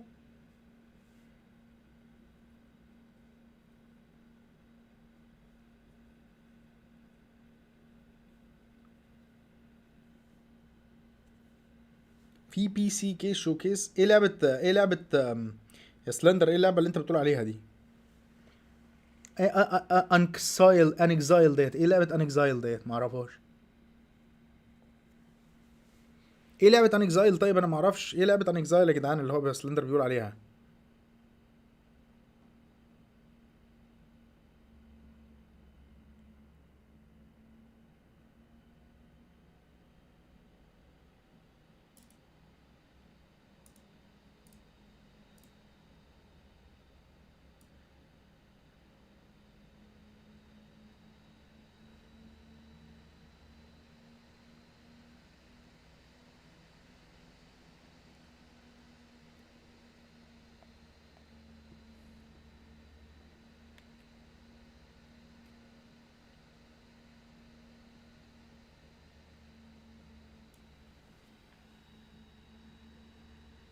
اوفر كلوك اهي. اللعبه دي كان شكلها حلو، انا في الاول حسيتها كده بتغش كده.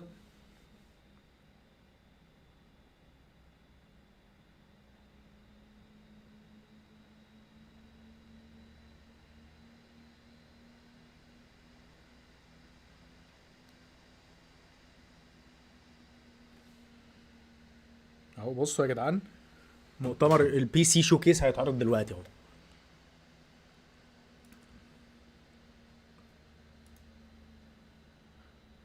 اتفرج يا سلندر عليها كده قبل ما نعمل حاجه.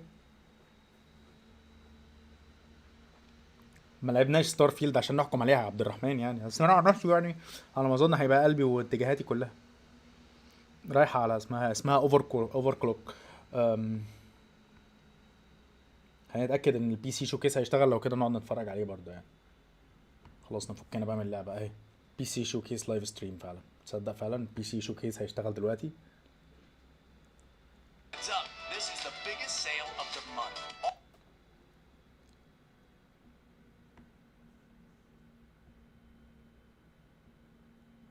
لا هيشتغل بعد ساعة.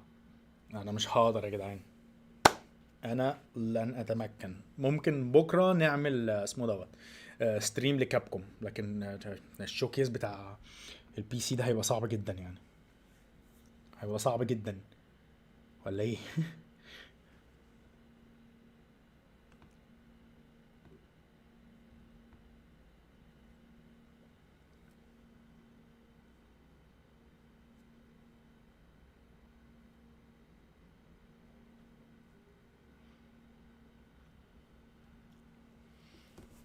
اللعبة دي شكلها حلو. وسون دي معناها انها نازله قريب، يعني اسبوعين مثلا ولا حاجه يعني. بس مش عارف، بس يعني هي ستار فيلد بالظبط. هي زلدا مشكلتها انها في الشرق الاوسط. انتوا بالنسبه لكم يا جماعه مش تعجبكم قوي، مش هتنبهروا بيها قوي، عشان انتوا بتدوروا على الالعاب اكتر اللي هي الالعاب اللي بتشتغل على الكونسولز الاساسيه. لكن كلعبه زلدا فشيخه، معديه الفلنكات.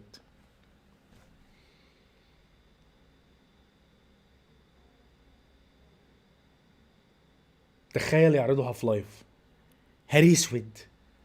لو عرضوا هاف لايف، بعد كده احنا فعلا يا نهار اسود. المؤتمر اخد 47 دقيقة، وبعد كده يا معلم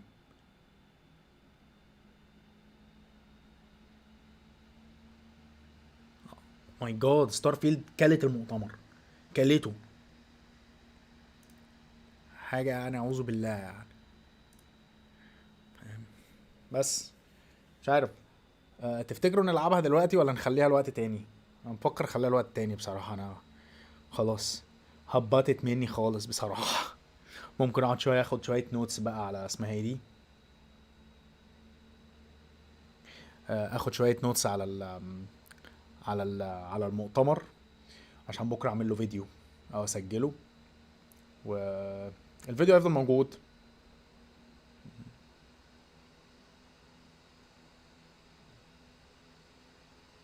اقول لكم في ناس هتشوفه عادي وفي ناس مش هتشوفه عادي، بس انا شايفه كويس جدا يعني. شايفه احسن بكتير جدا من اللي قدمته لنا مايكروسوفت سوني من اسبوعين ولا من اسبوع. عشان اللي حصل من سوني ده كان عيب فشخ، عيب فشخ فشخ يعني. بالظبط، فاهم. احنا ممكن نخلي ديت بكره نلعبها مع المؤتمر بتاع كابكوم، وهحاول بقدر الامكان ان انا اكون سجلت الفيديو بتاع المؤتمر دوت، لان المؤتمر دوت فيه حاجات كتير الواحد عايز يتكلم عنها.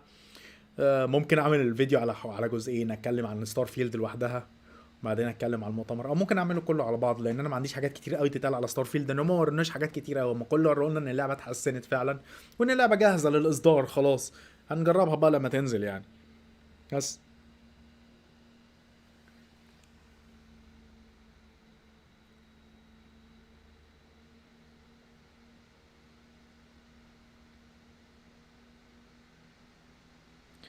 بس يا جدعان ماشي، على ما اظن كده احنا نستقبل بكره ان شاء الله. ماشي، ويعني شكرا شكرا شكرا، انتوا نورتوني، وكل اللي جم يا جدعان نوروني فشخ. انا مش مصدق فعلا ان ده حصل يعني النهارده. يعني كنت منبهر جدا من الاقبال التاريخي على الستريم بتاعي اللي لازال تاريخي لحد دلوقتي اصلا. ماشي، والله ما عايز اقفل معاكم.